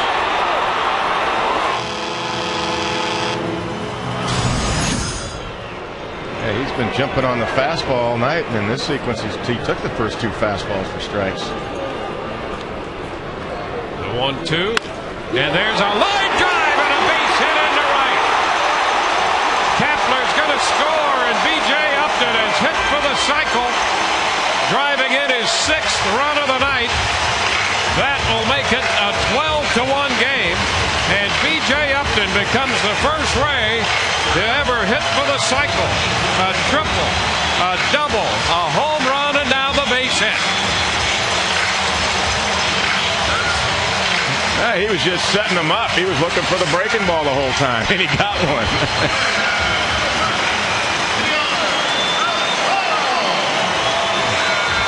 He got a 1-2 curveball, and he centered it and shoots it into right field. Well, they got the difficult ones out of the way early. In fact, the most difficult one, he took care of that his first time up when he tripled. So he's at first. He's hit for the cycle. Hey, it's only the 5th inning. And now here's Deanna Navarro taking a pitch. Here's a look at that base hit. Yeah, that's a curveball up, and he stayed with it. You can see him leaning back for just a split second, but he didn't bail out of there. He stayed with it. The ball broke over the plate, and he drops it into right field. A strike to Deanna. The Rays have 12 runs and 13 hits tonight as we play in the bottom of the 5th inning. 9 runs off Sabathia, 2 off Alvaladeo, and now a run off Robertson. Navarro sends it foul. That's slicing. It's beyond the bullpen mound. 1-2.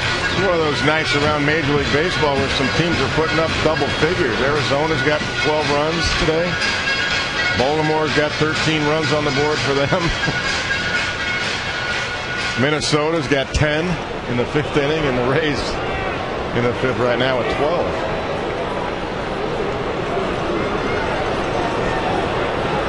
Navarro walked and scored in the 3rd, otherwise 0 for 2.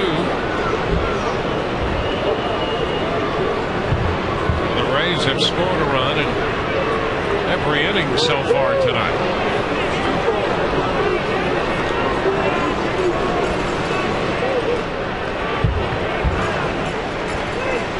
On 2, fouled away.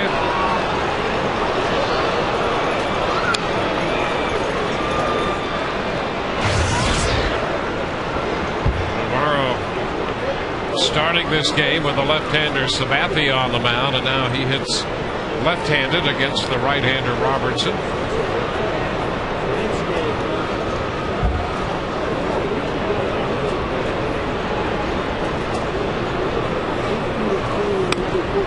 Away. 2-2. Breaking ball that stayed out there. I wonder if anybody's done the cycle in 5 innings. That's what I wonder. That's pretty amazing, isn't it? Yeah. Triple in the 1st, double in the 3rd, homer in the 4th, and single in the 5th. 2 is low. The count is full now.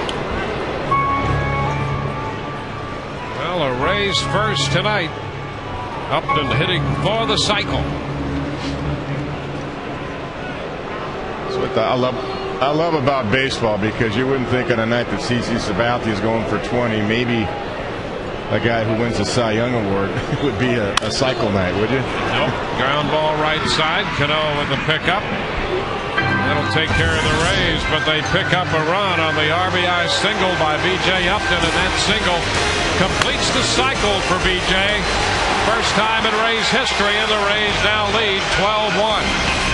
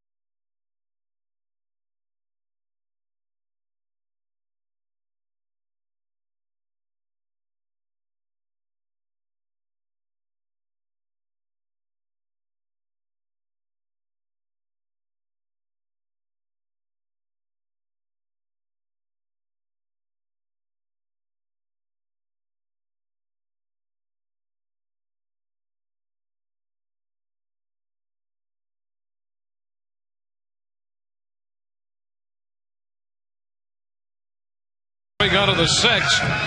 Visit the official online shop of the Rays at RaysBaseball.com. Browse the largest online selection of authentic team gear, including official caps, t-shirts, jerseys, collectibles, and more. Get your team gear straight from the source. A career night for B.J. Upton here against the Yankees. He's hit for the cycle, has driven in 6 runs. And as we go to the 6th, the Rays lead 12-1. The former Ray, Eric Hinsky, hitting for the first time since he entered the game in the 4th. 1 strike to count. I'm efforting here on this fastest cycle. I found one. Gary Matthews Jr. in 06 had a single in the 1st, double in the 2nd, triple in the 4th, and a home run in the 6th inning. 6th, okay. Okay, there's one. The ground ball over the mound, up the middle. Bartlett turns and throws and gets his man. Jason Bartlett ranging to his left, scooped and turned completely around to position himself to make the throw. Well, that's why he was profiled in the pregame show about one of the best shortstops in the American League. He and Derek Jeter. There's the defensive side of Jason Bartlett right there. Fantastic play. And didn't quit on it. Great hands, 360. Throw to Willie Eyeball. Nice play. Now Alex Rodriguez. And a liner caught by Zobrist. The ball started to sink as it approached Ben. He made the grab. 2 outs.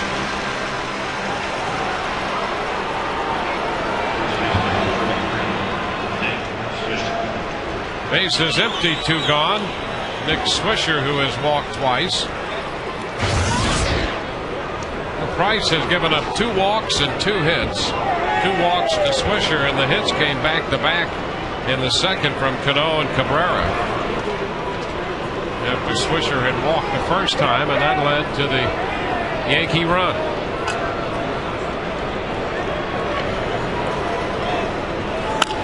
There's a long fly ball back into left. Crawford will go to the wall. He's got it, and that retires the side. 1, 2, 3. We go to the bottom half of inning 6. 12-1 Tampa Bay.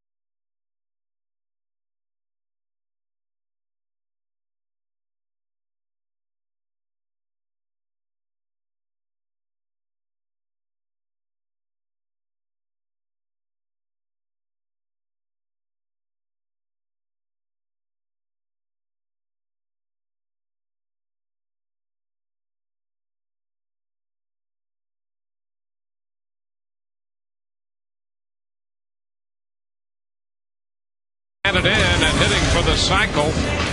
So we move into the home half of the 6th. The Rays lead 12-1. Wholesale changes defensively for the Yankees. Brian Bruni is the new pitcher. He is their fourth pitcher of the night.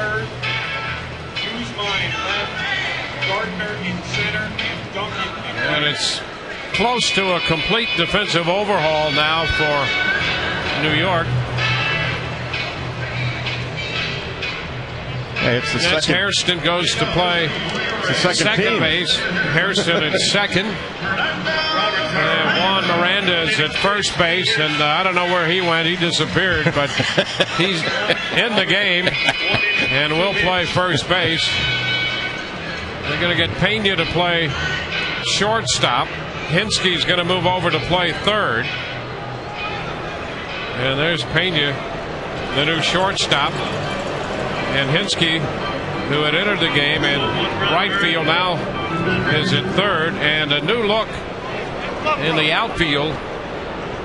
Miranda, I guess, had to find his first baseman's mitt. I think so. In left is Freddie Guzman. Gardner's going to be in the game. There he is in center field. And that's Duncan in right field. First pitch to Fernando Perez. And that's a strike. Just like spring training all over again. Boy, you're not kidding. Perez lifts the fly ball into center. And Gardner's there to make the catch. So one away. So Robertson worked an inning. The Rays got a run off him. How about that? Just like spring training. Rivera getting an inning of work.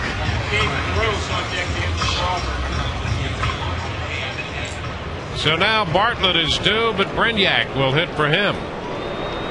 And Crawford's due next, but Gross is on deck to hit for him. And you know what? Rivera may just be doing a side session just to get that out of the way. He may not face hitters. I'm sure he will the next day or so face some hitters. I don't know about tonight. We'll see. Gabe Gross on deck. Yeah, Joe Girardi's getting his guys ready for the postseason. Well, he said that he was going to put his starters out there for CeCe, and if they had a chance to get the 20th win for CeCe, everybody would be in there. But this game has become a blowout, obviously, and Joe Girardi did the right thing, getting his guys out of there, his starters. One out, 2 strikes the count to Brignac. Way high. Well, the Rays got 9 off Sabathia, 2 runs off Abeladeo, and 1 off Robertson.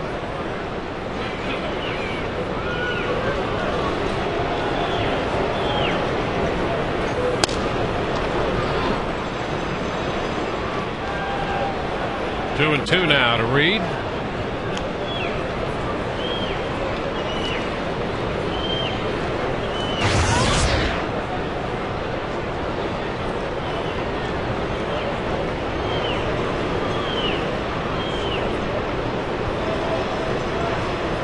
Brignac hitting .286. Takes ball 3 and the count is full.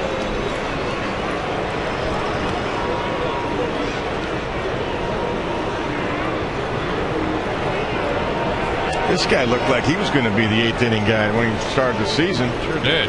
Boy, he was about 96 miles an hour, striking everybody out.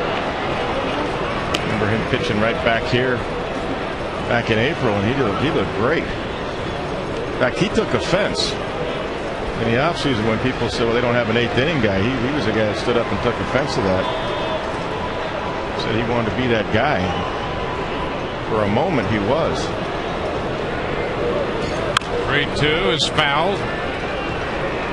But you're right. Phil Hughes is taking that shot. What I like about Phil Hughes in the 8th, being a starter, he throw his curve and his slider in the 8th inning. He's not just a one-pitch guy, obviously. Yeah, and I think we started to talk about that earlier, and then all of these runs kind of got in the way, which we're not complaining. Brignac sends a fly ball into left. Guzman goes back a few steps to make the catch, but I really think the Yankees, they got the strong arm in Sabathia And they got Burnett. A couple of strong arms there. Pettit pitched well. But I really think they have enough offense to carry into the postseason. And I think if they get involved in a situation where they've got to score some runs, they'll score some runs. And they've got a couple of guys in Hughes and Rivera who can settle down the back end of the game. Yeah, and they've got a couple of starters at the top, especially Cece, that can take it deep to get to that bridge to Rivera. Gross now, and he takes a strike. Not tonight, obviously. It's probably his worst start of the year.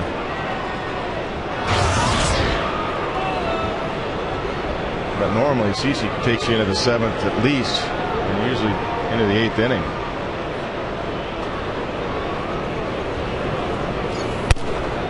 One and one the count.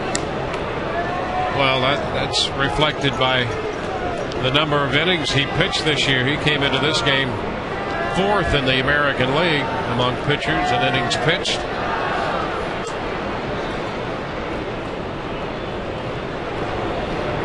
One and one right now.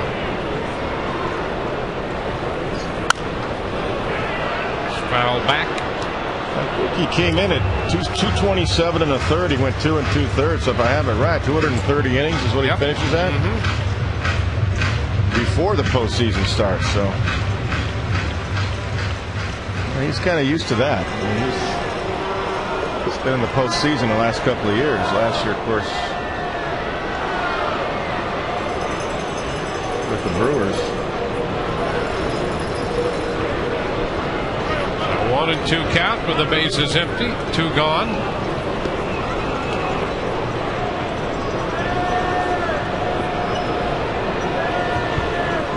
Boy, they used him a lot. He was pitching on 3 days rest last year to try to get to that wild card.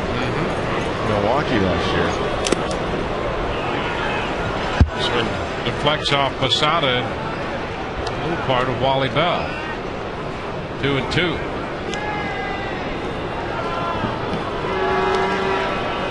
Rays have had runners on in every inning. They've scored in every inning.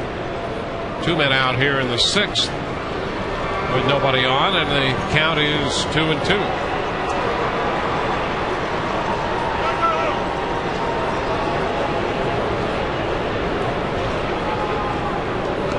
Well, tomorrow night it will be Jeff Neiman against Andy Pettit as the pitching matchup is listed now. Wade Davis Sunday. Neiman after that 13th win. Wade Davis after number 3. Strike 3 call. Gross caught looking. We are through 6 and the Rays lead 12-1.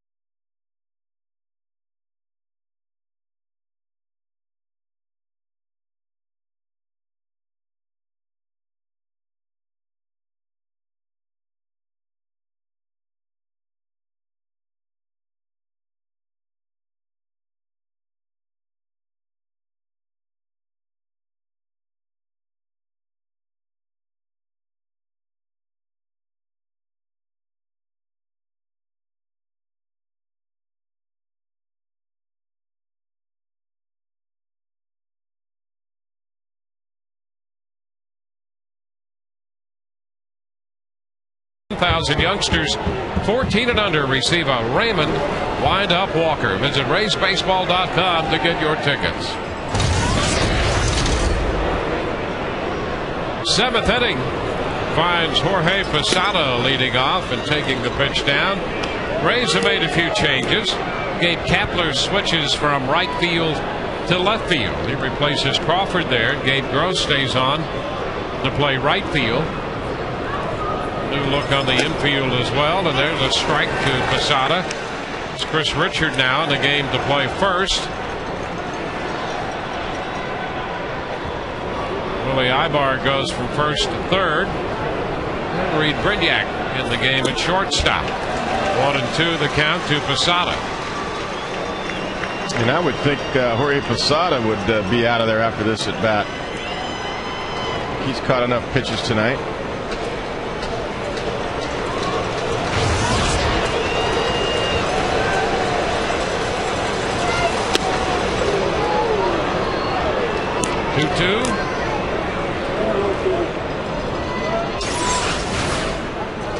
David trying to get the outside corner. That's away. That's plenty outside.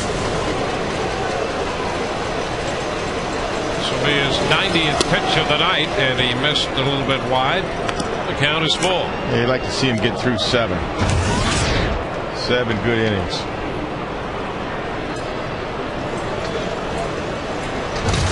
That ERA where it is, it's 4.45 right now as we speak. Strike 3. He threw him a 3-2 breaking ball and got him looking. Yeah, I love that. There's a couple of sequences tonight I think really you got to take into the winter. Say this is what you're going to have to do next year. And that's throwing breaking balls and changeups behind the count. There's the breaker right there, 3-2. And see, Jorge hasn't seen that. He went, whoa. Looking fastball all the way. Already asked him. Yeah, I think he's out of there. More and more we're seeing pitching out of the young left-hander. There's a strike to Gardner.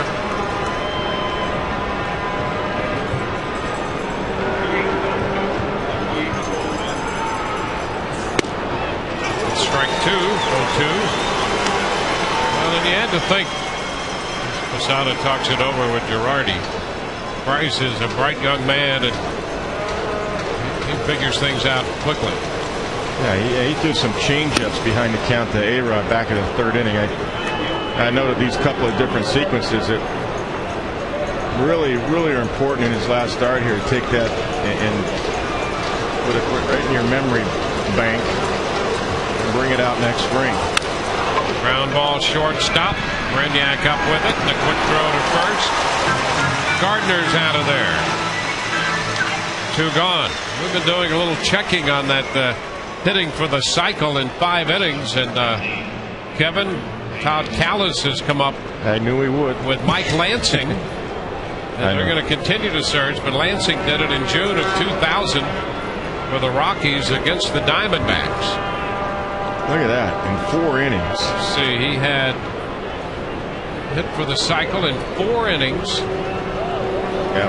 How about that? Scored 17 runs in 4 innings.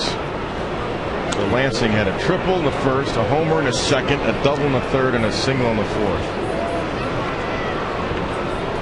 BJ was, I don't think it matters to BJ, but it is pretty interesting to me. I mean, wow. There's 4 at-bats. 4 at-bats in 5 innings, but so far that's the fastest one we've found. 1-1 the count to Pena, and he fouls it back into the screen. Now 1-2. There could be somebody that did it and had a couple at bats in 1 inning. It could have been in 3 innings. Yep. Or 20 runs in 3 innings or something like that. BJ hitting for the cycle in 5 innings. That's going to get done. And the first Ray ever to hit for the cycle. A little bit wide right there. 2-2.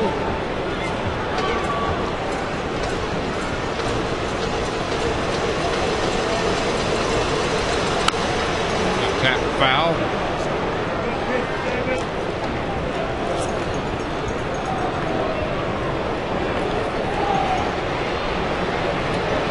Lansing did what BJ did tonight. He got the difficult one out of the way in the first inning, the triple, and then went from there.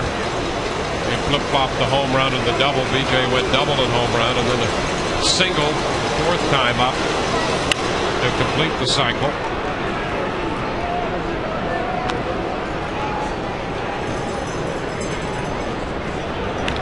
Young lady with a souvenir baseball. She'll share. Show and tell right there. Saying don't get attached to that now.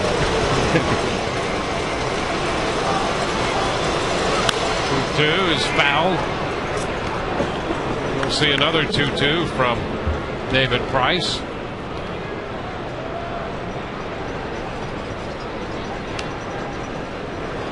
Well, things will be better shortly.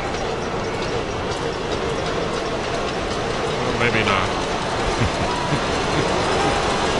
2-2 to ground ball to short. Brainiac up with it, and that takes care of New York. In the seventh, Rays lead 12-1. Time for the seventh inning stretch. Brought to you by Autoway Toyota. When you need a car, truck or van, who you gonna call? Autoway.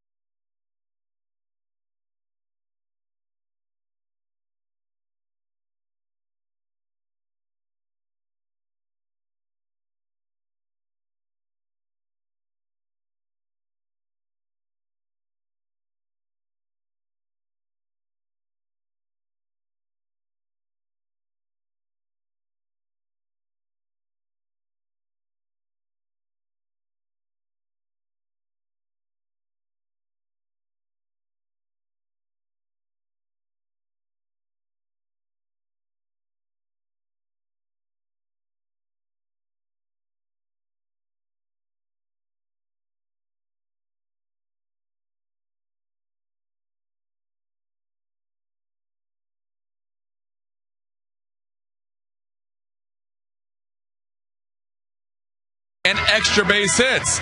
And that guy right there does not take a whole lot of credit, but Steve Henderson, what a job he has done, not only in 2009, but the whole time he has been here. Guys, back up to you. Yeah, Hindu likes to fly beneath the radar screen when it comes to taking accolades. Well, I saw him out there with BJ today earlier, and it's paid off, the hard work. Chris Richard leads off the bottom of the seventh for the Rays. He's facing the left-hander Phil Koch, the fifth New York pitcher.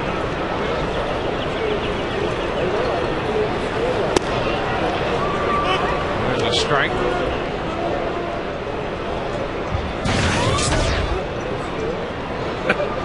He's been busy, Koch. 70 games this year.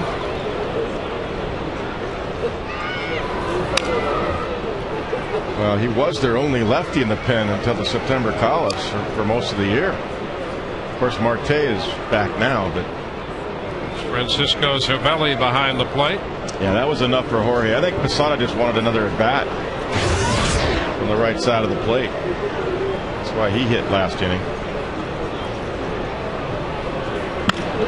And a bouncer foul. And it's still 1-2 to Richard. And usually when it's a blowout like that, you're getting everybody out of there this late in the season. That'll be the veteran's call. I'm sure Joe Girardi said, "You want to hit or not?" And Jorge said, "Yeah, I like another at bat."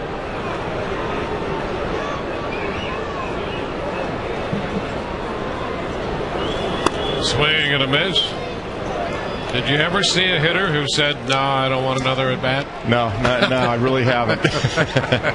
You know, I was thinking about the cycle, and I had a guy named Reggie Jefferson in Boston, and he had a home run, a double, and a single. We were winning big like this game right here, and I unloaded my bench like both sides are doing tonight. And after the game, I didn't even know he had a potential cycle going. And one of the writers got on me and said, "Hey, why didn't you let Reggie go hit and get the cycle?" I said, "I didn't even know he had it going on. I mean, you're not thinking about that as a manager." And I said, I said, "I'm sick." And I said, "What did he have left?" There's Ben Zobrist with a base hit.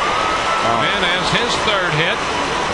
I'm telling you, Ben's getting that average up there. He may hit 300 before it's over.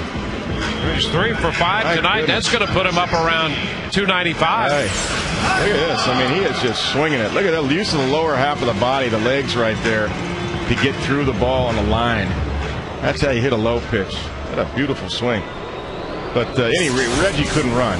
I mean, he couldn't run at all. And I said, "What did he have left?" He said, "Well, the triple." I said, "Oh, well, he wasn't going to get that." Yeah, what's up? He could hit it in the triangle in Fenway Park and still not get the triple. Next question. Yeah. Reggie was a great guy, very quiet guy, and he didn't. If he would have said, "Skip, I have a chance for a cycle," I would have let him hit. I just didn't realize he had it going on. 1-0 the count to Willie Ibar. But you're right, Dwayne. The hard one's getting that triple out of the way for anybody. Yeah. Even the speed guys. 1-1 now. If that's the last hit you need is a triple, that's tough to do. But BJ was fortunate. I mean, he had the triple out of the way first, the double, then the homer, and then a couple of shots at getting the single. It only took him one shot. Got it done in 4 plate appearances. 2 balls and a strike to count to Ibar. The Rays have 12 runs now and 14 hits.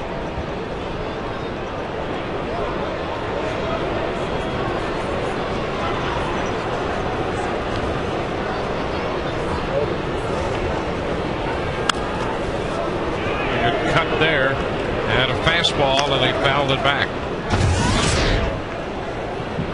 Yeah, Ben, you're right. He's up to 295. A couple more RBIs tonight. He's got 91 of those, 27 home runs. Wow, what a season.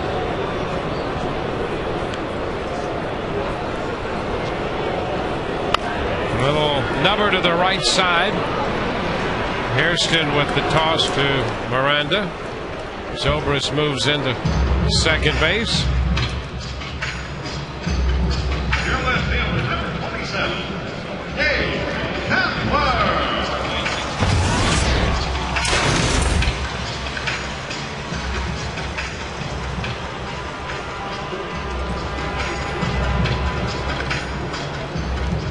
Now Gabe Kapler, who's in left field, he started in right field and has scored 3 runs. He has a walk, a single, a double. Line to right his other time, and just picked up a run batted in on that bases loaded walk. Bounce it back, and that bases loaded walk really keyed the night for the Rays offensively. And as it turns out, it keyed Upton's cycle, because BJ got up there next and lined the triple into right center that cleared the bases and gave the Rays a 4-run first.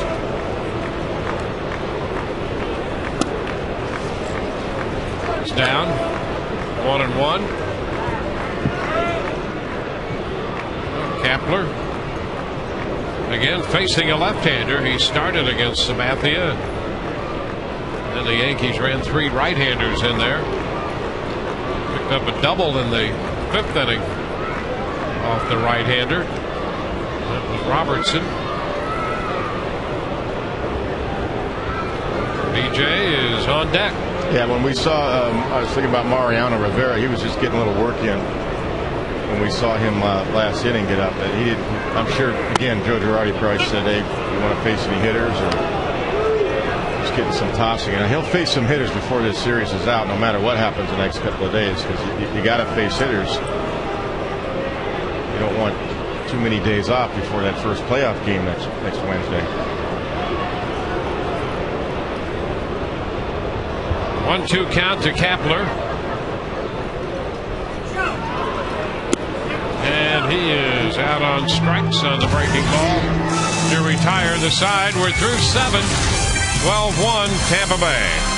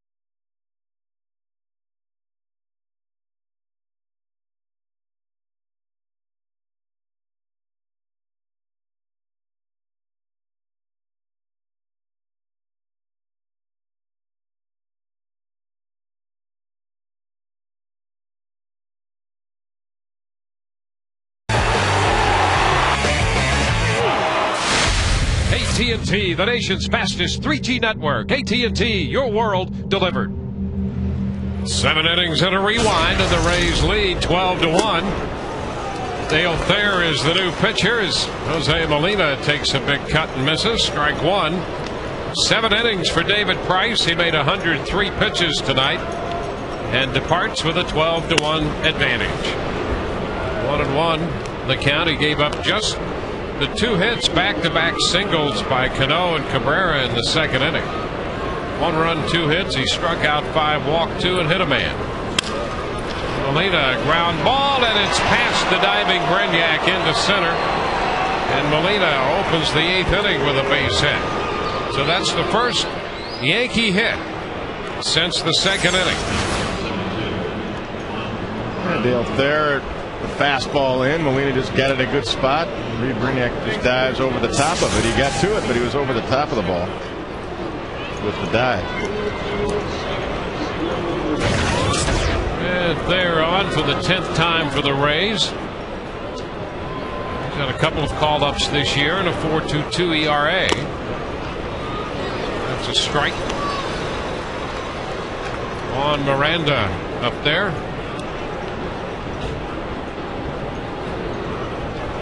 His first at bat tonight.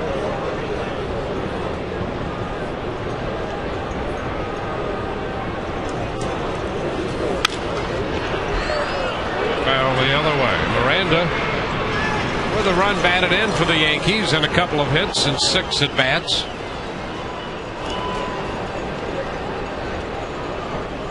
Put together a little bit, get some strength to him.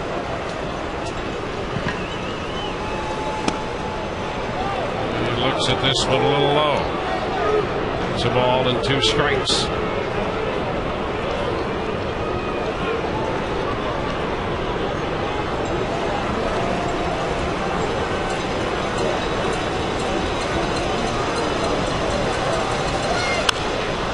Foul back. Still 1-2.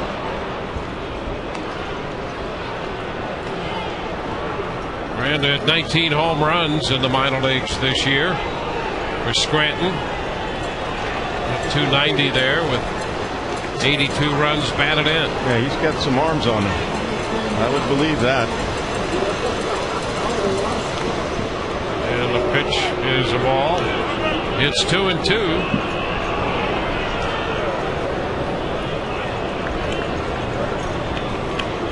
Miranda, Cuban born, and originally signed with the Yankees in December of '06.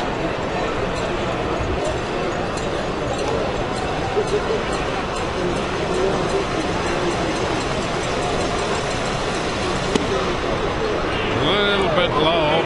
Takes a look at that one.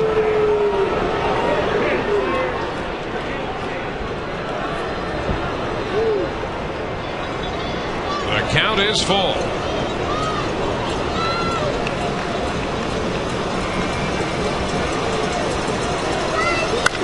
There's a shot. Boy, he got hold of that one and sent it out of here. Miranda hits a deep home run into right center field, teeing off on a 3-2 pitch, and that will make it a 12-3 ball game. That was a blast. Well, you know, we were touching on it. You could tell he has plenty of strength. Well, that body he's got put together, big strong body. There's some bat speed there as well. Miranda tees off on this one, his first major league home run on that 3-2 pitch, and there was no question about that one. I mean, deep. Look at that thing. Back at the stands. There's Hairston popping it up. Richard makes the catch at first.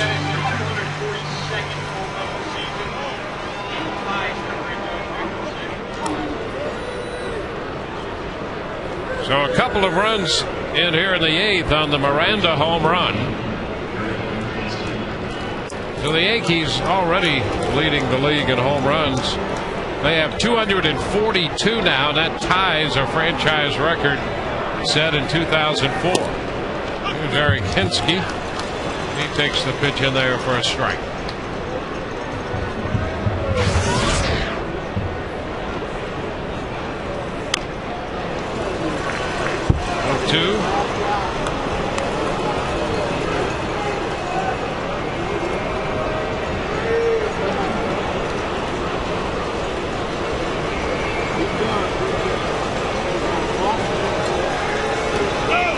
And he checked in time. 1 ball, 2 strikes. Kerwin Danley back there at third base says no. Pretty close. I think he held it.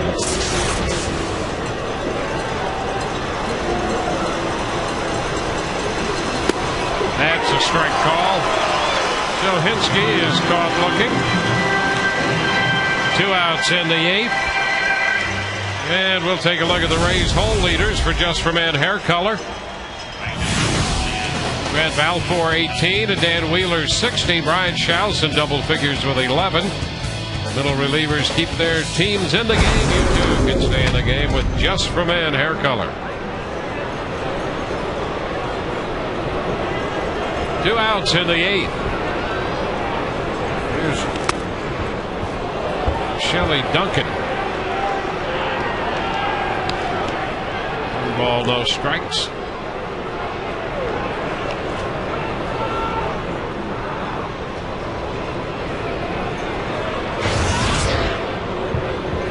Duncan playing right field.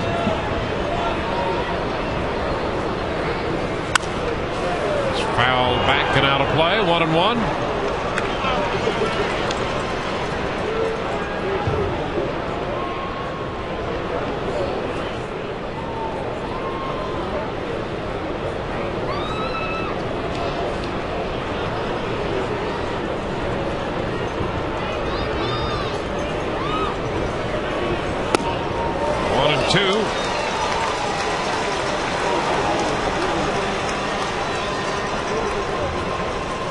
There, gave up the base hit, then the home run. Since then, a pop up and a strikeout.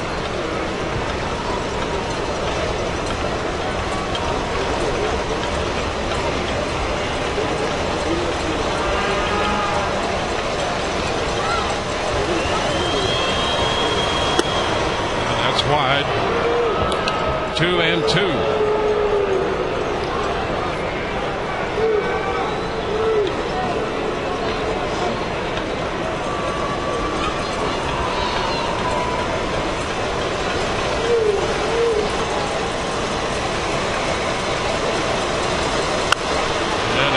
Fly ball toward the line and left. Kepler is there. That retires the side. Couple runs score. We go to the bottom of the 8th and the Rays lead 12-3.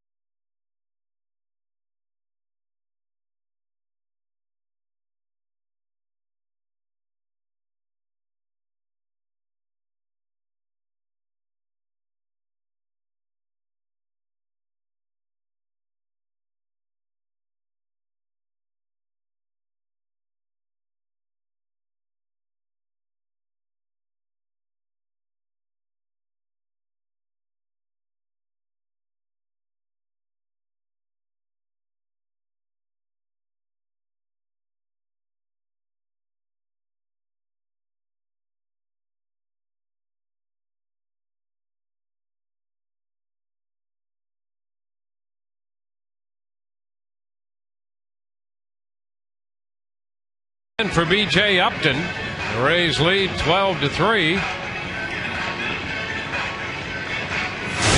has hit for the cycle tonight, becoming the first Ray ever. That turned out to be a triple as he lined it into right center. He doubled off the wall in left center in the 3rd. Homered on a 3-2 pitch into right center field in the 1st and singled in the 5th. The base hit off the breaking ball to complete the cycle. All of that took 5 innings.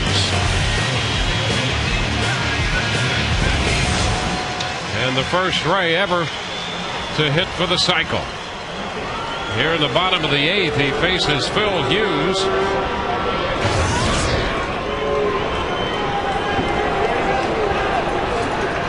And the first pitch. And a line drive base hit into left. Upton has another hit. How hot is he? Wow. 5 for 5 tonight. Hitting for the cycle and driving in 6 runs. He just blistered that fastball. That's a quick swing right there. Short and quick.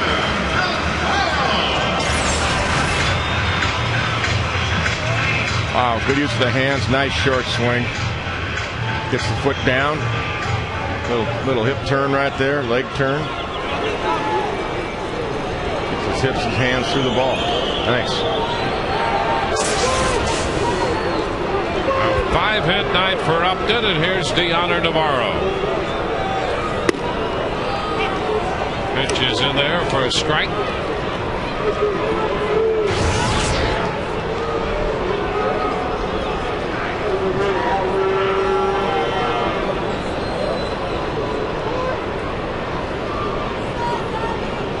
Walked and scored in the 3rd. Fouls this one out of play. 0-2.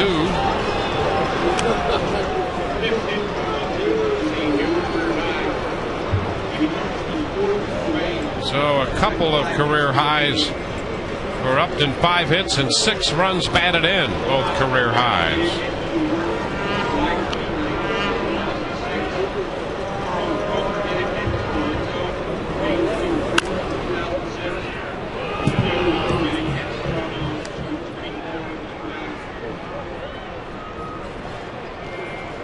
So a 5-hit night for B.J. Upton. 3 other Rays have done that. Julio Lugo did it in June of 04. Carl Crawford had a 5-hit game in May of 06, and Tomas Perez did that in July of 06. 1-2 the count. So Upton with a 5-hit night becomes the 4th Ray to do that. And the first time the Rays have had anyone here at Tropicana Field do it, the other 3 were all on the road. The thing about his swings tonight too, I mean, he is really centering the ball. Every one of them. I mean, they're not a single, breaking ball that he dropped into right field. He still hit it well enough, but the other ones have just been rockets. The home run, the triple was a bullet over Cano's head. The double to left, the home run to right. Those are all really hit with a lot of backspin. And a line drive base hit into center field toward Navarro. Upton goes to second, and DeHonor has his first hit tonight. Base hits here in the 8th against Hughes. I'm going to say good for DeHonor. He played this long, catch this type of game where you're out there a long time, at least on the Rays offense. You want to chip in a little bit and get 1 point on the board for yourself.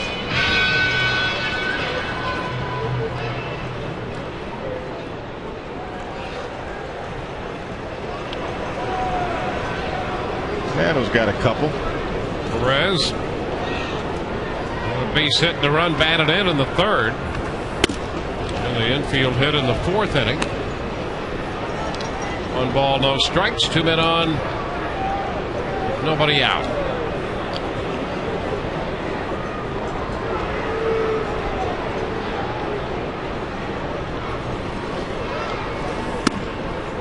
That's a strike on the outside part of the plate. The Rays tonight with 12 runs, 16 hits.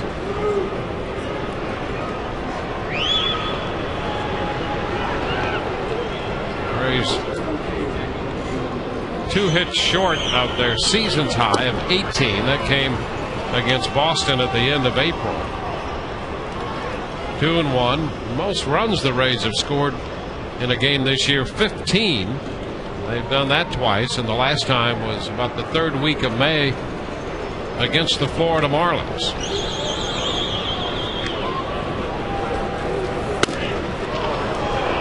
2-2, a fastball by Fernando. And a good one right there. Marte is up in the bullpen for the Yankees. I'm sure that Joe Girardi doesn't want Phil Hughes to have an extended inning. He wants him to get some work, but definitely doesn't want to leave him out there for 25 or 30 pitches. 2-2. Perez fouls this one away.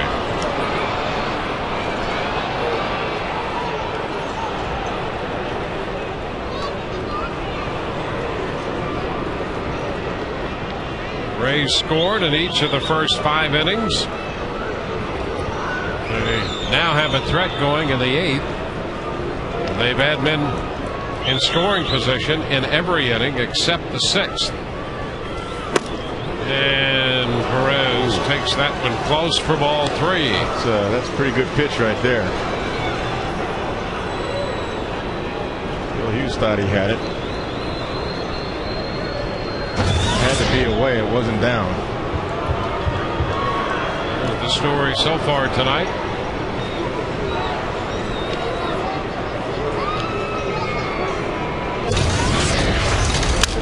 The ground ball shortstop. Pena, the second one, first base, no chance as Hairston tried to turn it, but with the speed of Perez, no shot. Navarro forced at second. Now men first and third with 1 out. If you're ever going to double up Perez, you'd think this would be the ball right here. He gets a one-hopper right at Pena. Good feed, quick turn. No chance. He could fly.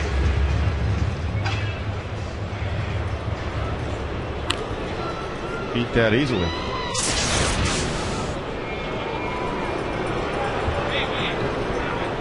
Now we go to the top side of the order and read Brignac.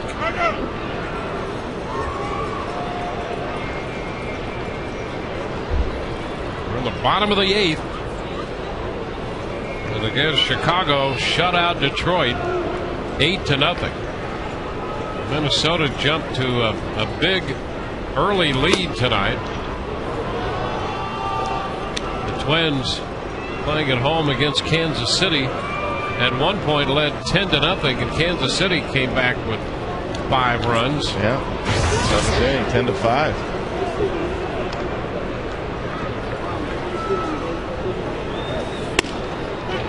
Brignac takes it for a strike, and it's now 1-1. You know, I keep track of the National League too, and Dodger Stadium. The Rockies are up 2-0 on the Dodgers, and you know they could come back and actually win that division. They could with a sweep. That's amazing. Dodgers have not played good ball here in the last few weeks. There's a shot toward the right field corner. That's going to one-hop the wall. Upton will score. Perez goes to third on the double by Brignac, and Brignac continues to sting the baseball, picking up a 2-base hit, a run batted in, and now it's 13-3. Yeah, he's had a nice homestand. He had some big hits against the Orioles, and that ball jumped off his bat on that swing, and that is enough. Joe Girardi's coming out right now. Here's the pitch. Ball slid right back into his swing right there, and he jumped all over it. So Hughes will depart after the double by Brignac. We'll be back with the left-hander Marte in a moment.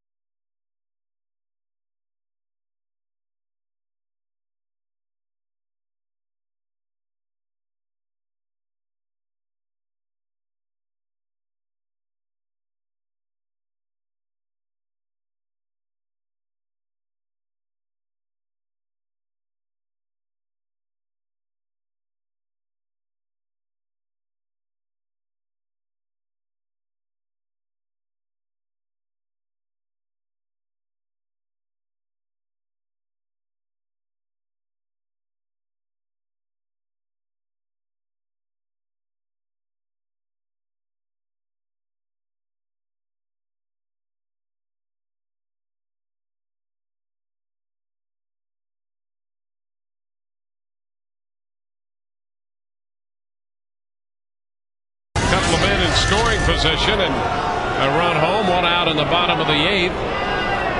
Gabe Gross will bat against the new pitcher, Damaso Marte. Second plate appearance for Gross in this game. He takes the first pitch for a ball. Marte, the 7th New York pitcher of the evening. That earned run average at almost 10. He's only got 12 2/3 innings. He was out for a while. And he misses 2-0. You'd definitely like to have 2 lefties in the bullpen in the postseason.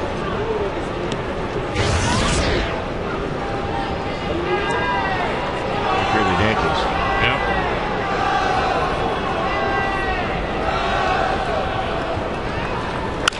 And a high popper down the right side, angling out from second, and Hairston makes the catch. Called a fair ball and not an easy play. 2 gone. With the RBI double struck by Brignac, the rest of the Rays lineup has now gained the lead and out RBI'd B.J. Upton. Upton has 6 and everybody else collectively 7. BJ versus the field, huh? It's Chris Richard, and he hits a long fly to center field. Gardner back though and makes the catch to retire the side. Rays settle for a run. We go to the ninth. 13-3 Rays.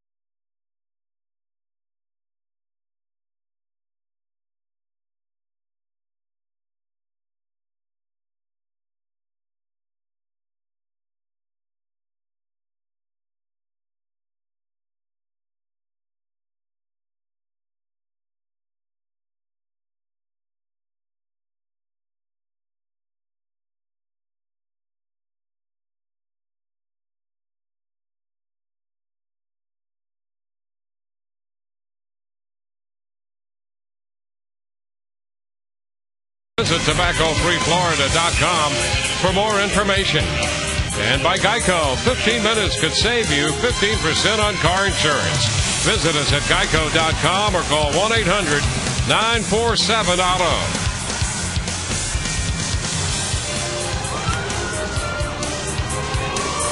E.J. Upton, the big story for the Rays tonight, at least one of them. A 5 for 5 night. He's hit for the cycle. He's scored 3 runs and has driven in 6. And Jeff Bennett is the new pitcher for the Rays. He faces Freddie Guzman. First plate appearance for Guzman in this game. And the pitch from Bennett is a strike.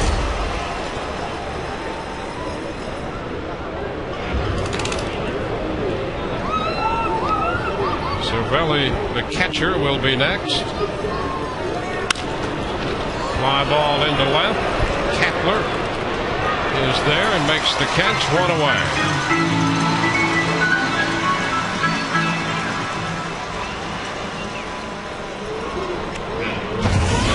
Cervelli. 1 inning for Thayer. A couple of hits, 2 runs on the home run. He struck out 1. And a nice job tonight by David Price. He made 103 pitches in working 7 innings. Yeah, that's the thing that shouldn't go unnoticed. It's a great offensive night. BJ's been incredible tonight, but I think the way he pitched and the sequences, some of the breaking balls and change-ups behind the count that David threw, very important. There's a strike to Cervelli. Yeah, this is a not only a great night for Upton, but a very good night for David Price to come into this game hooked up against CC Sabathia, who is really pitching for a Cy Young Award in many ways. Absolutely. And this is a nice last start of the year for David Price. You bet. And, you know, down to first, Richard grabs it, steps on the bag, and Cervelli is out number 2. Oh, it was behind him. Wow. What a play. It's like a quick hop on him. Picked it up by his ear. Joe Care's a play right here. Look at this hop right there. Hey. Yeah, wave him off. I got it. I had it all the way. No, Joe Girardi gave CeCe every chance to try to win 20. I mean, he left him in longer than I think he normally would have because it was his last start. Because he's going to have plenty of days off. And it just got, worse and worse. It just got real ugly. Sure. But, I know what Joe was doing. He's trying to see if CeCe gets out of the inning where it's 6-1, the Yankees offense, they got a chance to come back. It just, Longoria really gave him the knockout blow, that 2-run single in the third. And then Zobrist just finished it off with another single. And it was 9-1 at that point. 2-0 the count to Brett Gardner, with Bennett delivering a strike, making it 2-1. 2 outs and the base is empty.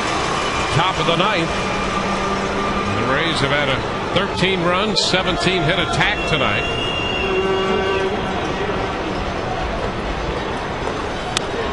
And that's high. 3-1.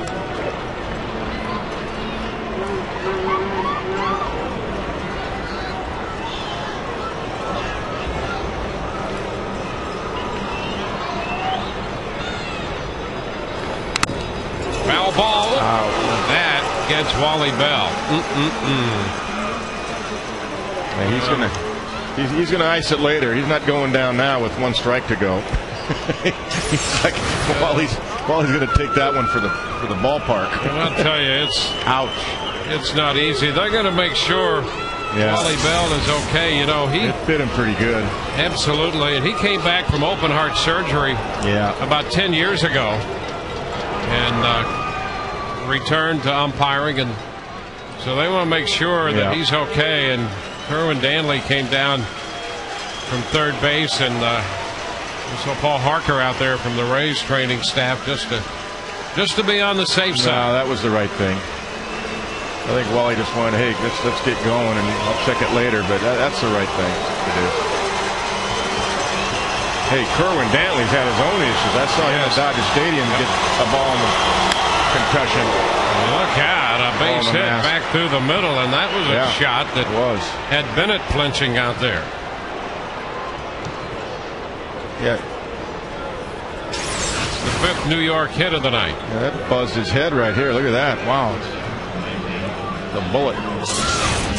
Yeah, the third base umpire, Kerwin Danley, was covering that game, and there was a cross-up. Russ Martin missed a pitch. It was a cross-up, and the fastball was thrown and hit him right in the mask, knocked him down, and they had to take him off in an ambulance right through the center field fence at Dodger Stadium. So he was out for a while. It was pretty dangerous. No pain yet. The pitch is a strike. Gardner moves into second. It's a move up on defensive indifference here with 2 out in the 9th inning, and the Rays leading 13-3.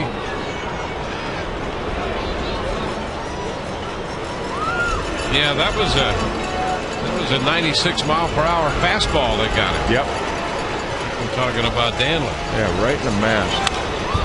Foul ball back. 0-2. I'm curious what's going to happen for another time, but those new helmets, guys getting hit. Mark Teixeira almost got it in the first inning there. But those new helmets that are designed to withstand a fastball of about 110 or whatever it is. Danley got hit back in April of this year. Yeah, again. Yes, he did. Yep. Side of the head. 1 and 2. Hank Blaylock broke his bat, and Danley was working the plate, and that was in about the 3rd week of the season, I think. That's exactly right. He's had it a couple of different years now. He's gone down, getting hit back there. That was a ball. Way outside. 2 and 2. Oh, and speaking of broken bats, baseball's going to address that. They've got, when the season's over, they think they have enough information to maybe make a decision on what they can do to address that situation, I'm hearing. 2-2 and a base hit into center field. Gardner's on his way to the plate. BJ's going to throw it to the plate. So the run scores. Pena stays at first, driving in the 4th run of the night for New York. BJ was just trying to save a run on the board against Bennett, so he didn't get that ERA up there because it was not a situation. Obviously, with Gardner running, it's going to be very difficult to throw him out. But if he slipped and fell, hey, you never know. Yep. It's a one-run game, obviously, or a two-run game. BJ would have just got it back into the infield. Here's Molina swinging and missing, and on indifference, Pena goes to second. One-run game, he might have tried to throw him out too. Yeah, save the win. That's but right. Two-run game, you can't do that. To keep the man from getting into scoring position.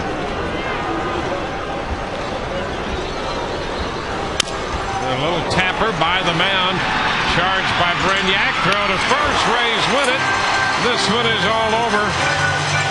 New York comes up with a run on a couple hits in the ninth inning, but the Yankees take the first game of this series 13